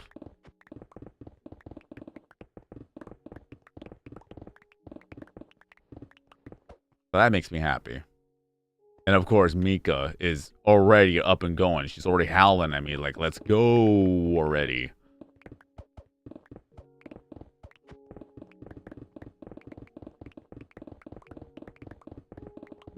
And if anyone wants to get a husky, make sure you get a second dog. Because huskies are not solitary creatures. They are social creatures. They need another dog that has the same energy levels as the husky. They're pack dogs, too.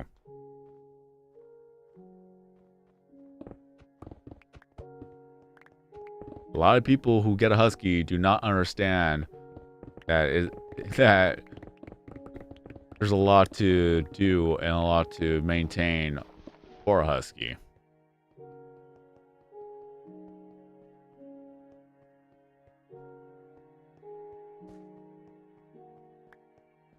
But yeah, if anything, I'll have to be shameless in terms of I'll have to ask if people want to be a channel member or subscribe on Twitch.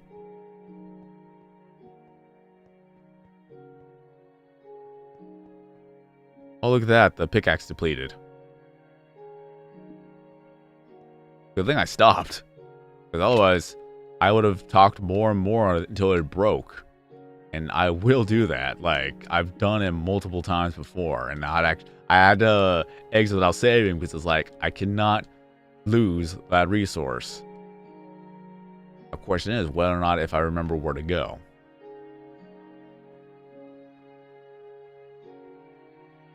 But yeah, at some point, if I am going to be committed more and more to Operation Bedrock in times like that, I will be asking people if they want to. They don't have to. If they want to support, to become a channel member or a Twitch sub. You'll be able to get the emotes for the Twitch chat or the... Dang, I forgot this was here. That is interesting. Eventually we'll come down here. I get distracted real easily. Don't mind me. Kind of refreshing to see lava pools like this, you know? At the edge of the world, too. So we have to get rid of this pool. But this side, this will become the lava vision. Can't wait. Can't wait to deal with that. And almost there, too. Cool.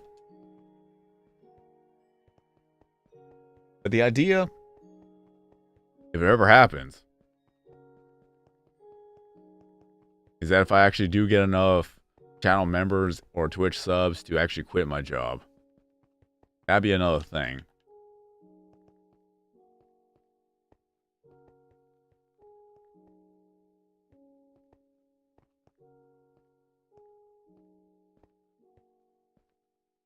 I'll have to set up a goal, if anything. Like, if I get this much in total throughout the platforms, then I could quit my job and then just finish this up. Because it would be kind of like Patreon, but instead it'd just be in terms of, or in the form of a Twitch sub or a channel membership. At least for now. I am still grateful and thankful for the ones who are, hey, chest, who are a channel member or a Twitch sub. At least you got the emotes for the chat and, of course, the Discord chat or Discord server. Like, I'll have to advertise all that more and more for every video. Pink sheep, pink sheep, pink sheep.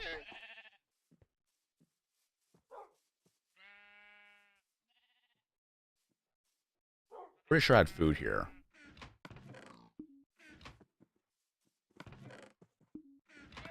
There it is.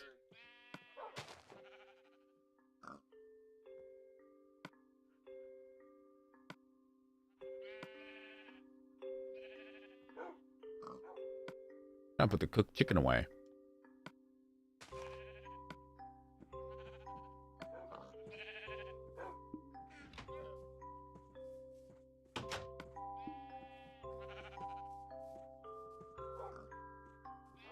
I mean, I would not mind making merch, because that would be another way to support the channel. I'll just have to find an artist to make the art for that.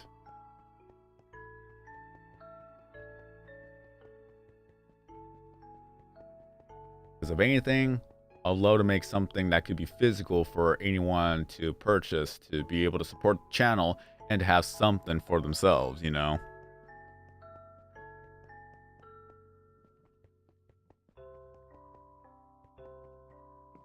Not even if it's just, I would not want to make a brand per se. It's something that someone would actually wear.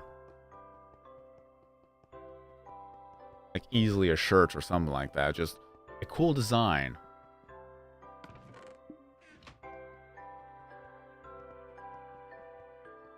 So even if people who are not a fan or don't even know that exists, but they want to buy the shirt, they can buy the shirt and not really care or be affiliated with the whole thing, you know.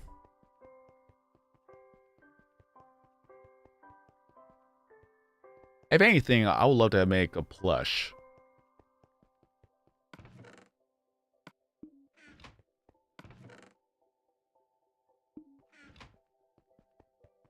Because people still collect those.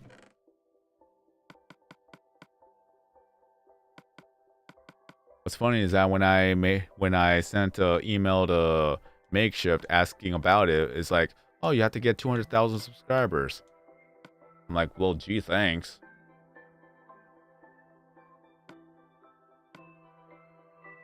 That made me sad. I'm like, well, I guess I'm never gonna get to that point.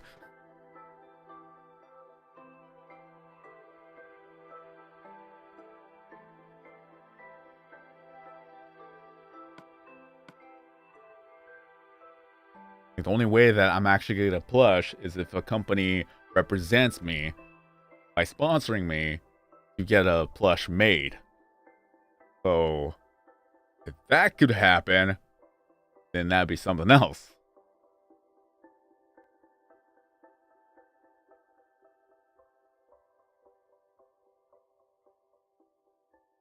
But if I'm ever going to be making merch, it's going to be Sorty. Like, honestly.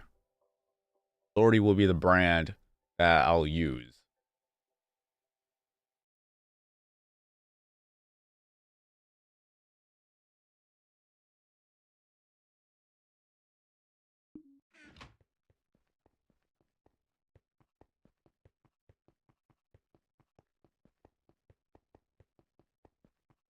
At least for now, I'll have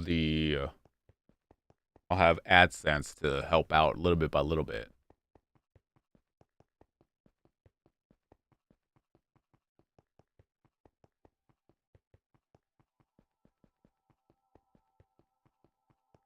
But even then, we'll see how things go. This is the 12th year of Operation Bedrock. And yeah, if I'm going to be making more updates, then I'll do so. Because people do want an explanation of what's been going on since the last episode of Operation Bedrock. So I'll have to make a video talking about that. Saying what's been going on. I have to be more open about it. Mainly because a lot of time has gone by and I will I'd be lying to say that things were cheery then.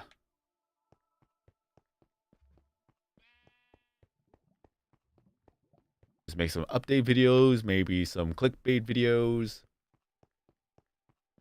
See how we go from there.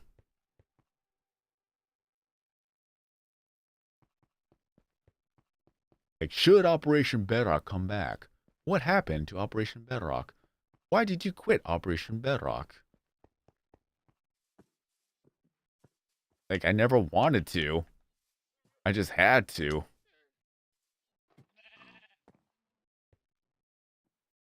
I'm quitting. Boom. Get all the vine booms and going on.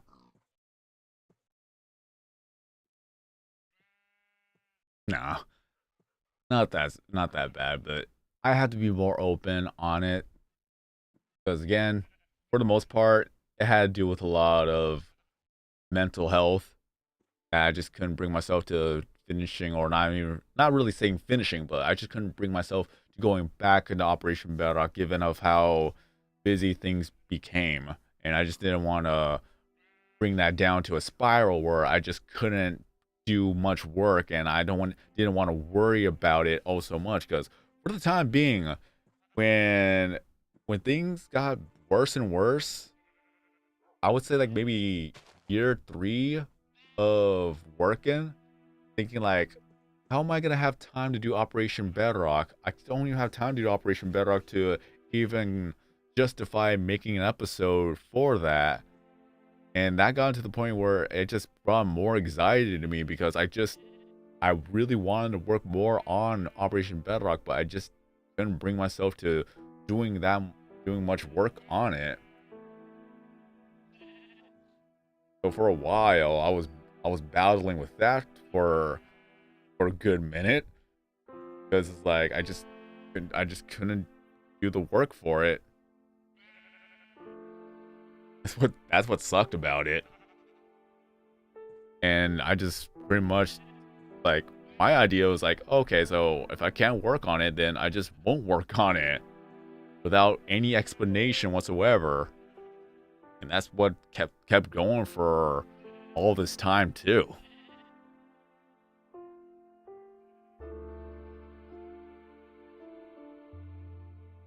I would have loved to actually have the end here. That would have been a better motivator to actually farm more and more.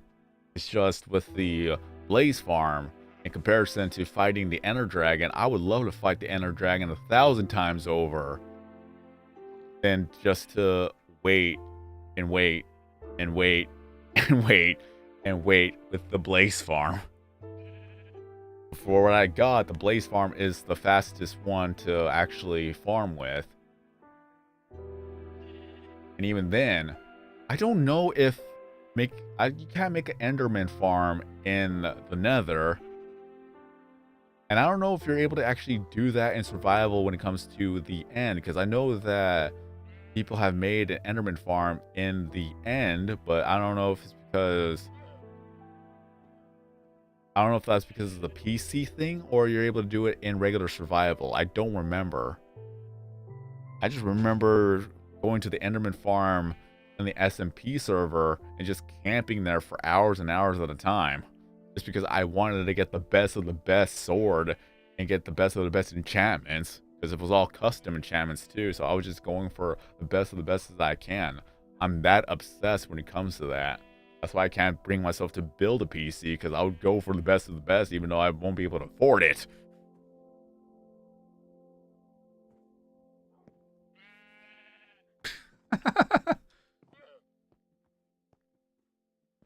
I find it funny how I'm able to actually do commentary when it comes to Minecraft, but when it comes to every other game, I just can't do commentary.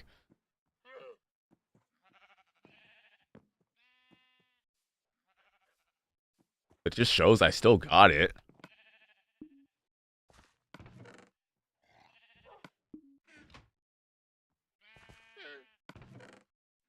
For a second there, I thought that was actually sand.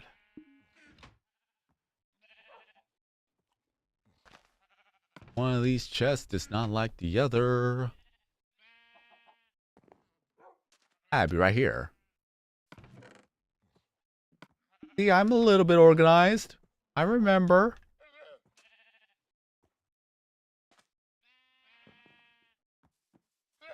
Now, where's my resources? Hey, shovel.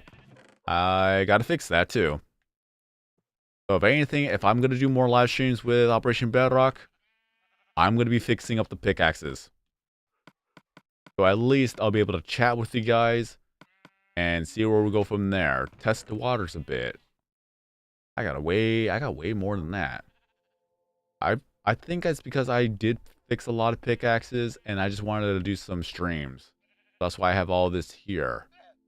But like I said, I'm more likely just going to be fixing up the pickaxes and then just chat with you guys. I want to do that first and see where we go from there. But now I got to prepare myself to going to fix all the pickaxes. That's gonna be a doozy. And I won't be needing this. I don't want to break this.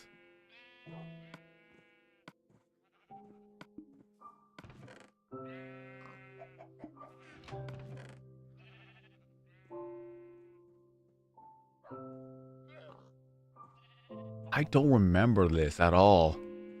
I legitimately don't remember this. I'll take the potatoes at least. What's funny is that the Eye of Ender actually activates, but it just doesn't go anywhere. Like, it's struggling to find the stronghold, which doesn't exist.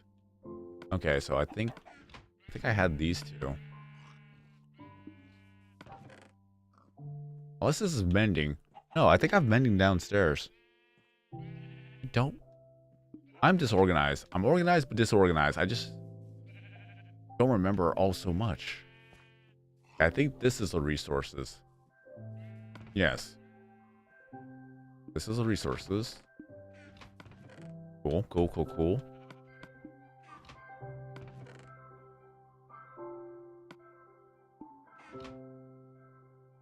Army thinks that this should have been underground, but it's too late for that.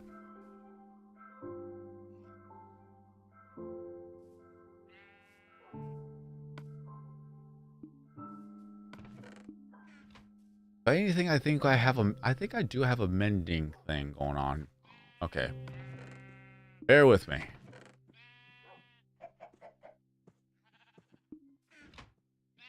Keep.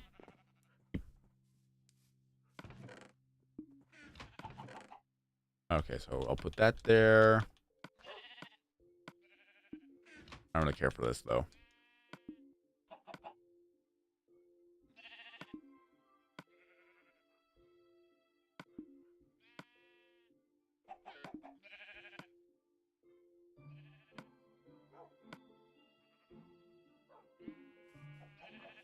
I think I'm just going to use the other thing here.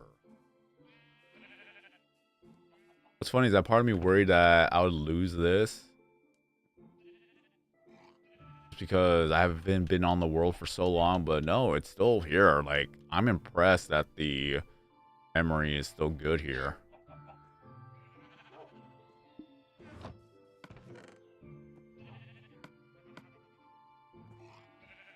At least I'll keep the sword.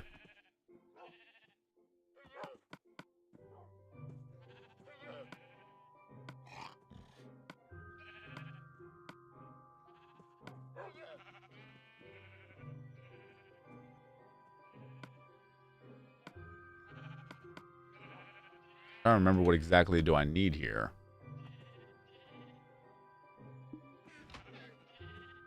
Keep. Okay. I'm pretty sure I got food over there. I'll leave those ones alone. Actually, put you away. There you go. Oh. All these good pickaxes.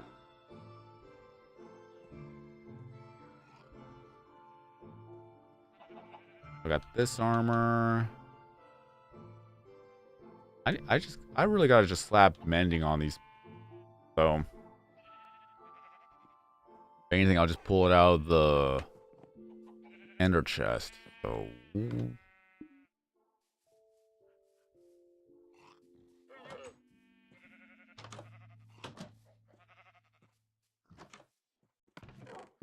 I'll just take these two just in case. I'm pretty sure I have food over there, but I just don't remember on the top of my head right now. I know all the locations of my hidden chests. I just don't remember what I have in the regular chests. Funny enough. Alright.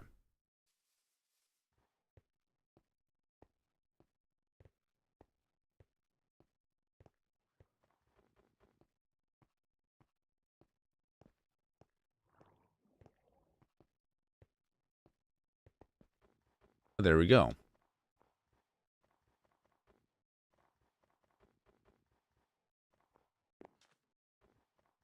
But yes, if I am actually going to go all out on committing to Operation Bedrock, and if I were to do more and more live streams of Operation Bedrock, just be aware that I will just blatantly, just flat out ask every once in a while if people want to support, they could become a channel member or a Twitch sub.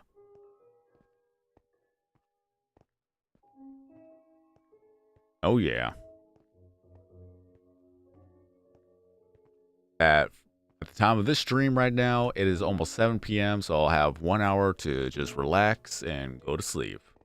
I just want to head over to this side, so if I do come back, I'll have a objective and goal in mind and not get too distracted like I've done so many times throughout the live stream. But this is pretty much me just going from one thing to another thing, remembering this, remembering that, being distracted very easily.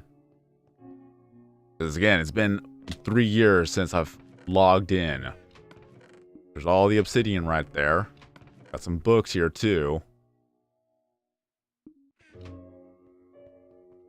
Wanted to showcase everything and everywhere because people have been asking for an update with Operation Bedrock. But this is the update. It's still here. I still have the world. It's very nostalgic for me. I remember so many things everywhere. I want this to be done. I just, for now, I cannot bring myself to commit to putting more hours into it until just I have to think about it. And if I do commit to putting more hours into it, then it's going to be a more of a commitment as well for the people watching it to seeing this done. Because how YouTube rewards everything is that if people watch the content, they will reward the creator by having their videos and other content be recommended to more people, and then from there it will snowball into more people watching the content, and then the creator grows from there. And if I'm able to do this for full time instead of my current full-time job, I will quit my job and finish this up indefinitely. Like, I will come back to this if I'm able to. Blast protection. Yeah. The one thing I want to show off right now, the one last thing I want to show off is the area where we fight the Wither. Unless I don't... Wait, do I have pickaxes? I don't want to break those. Do I actually have a pickaxe to use right now?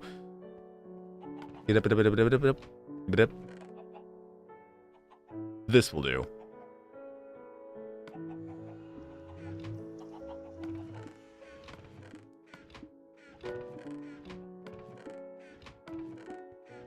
I'm so unprepared. Actually, no, I'll just save. I'll just exit without saving. That'll work.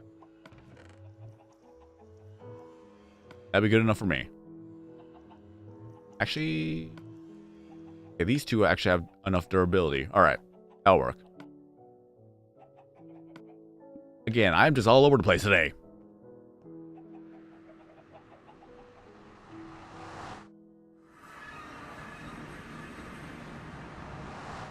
Oh, just save right here. Of course, I gotta do the double save. You're not a real gamer if you don't do a double save. Okay, so we go over here. We go down here. We go over here. I still don't remember or even figured out that this would actually work. I don't remember how I even got to that point.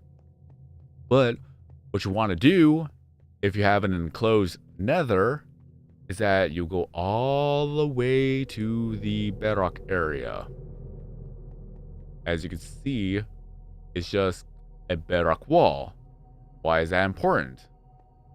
Well, let's go down here.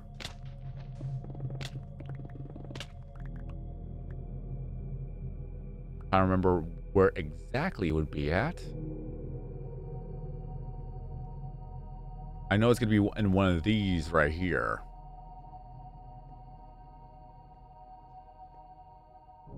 Yeah, should be right here.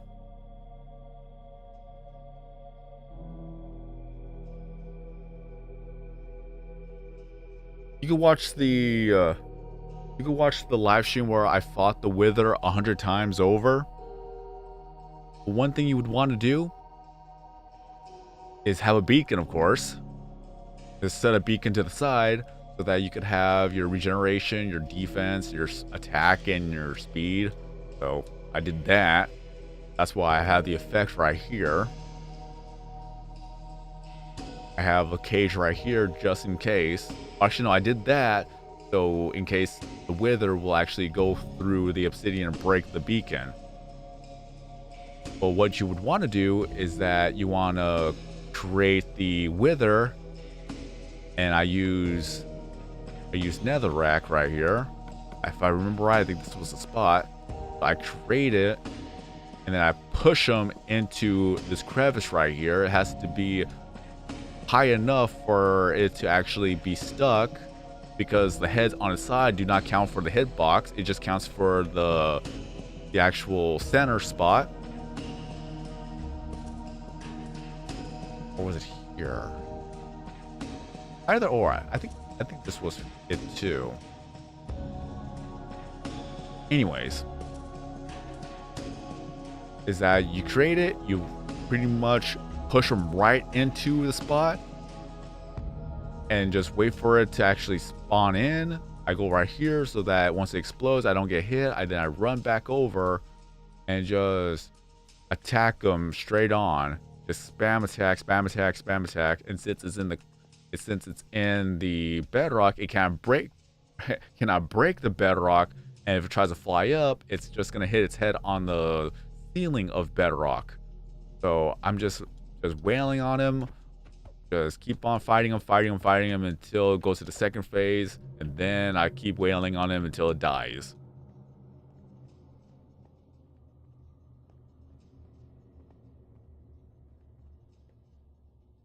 But that's how I do it. Just cheese the fight and get all the nether stars you want to make your beacons. Because I think I can put one here too. I think this was one. I think this is the spot that I did it in. But you can watch the live stream and just see the fight happen from there. And I did it 100 times, so it was fun. But that's a tip if anyone plays on Legacy Edition and wants to get all the nether stars for the beacons. Just go to the nether, find the wall, a good spot that it could at least be trapped in, and just keep fighting them. Just spam attack. All right. So there you go. Happy 12th year anniversary to Operation Bedrock. Will I return? We will yet to see. To be continued. Stay tuned. In any case, I still want to thank everybody for stopping by for today's live stream. Thank you for chatting. Thank you for being here. Thank you for all the likes, support, comments. Just mainly, thank you for everything.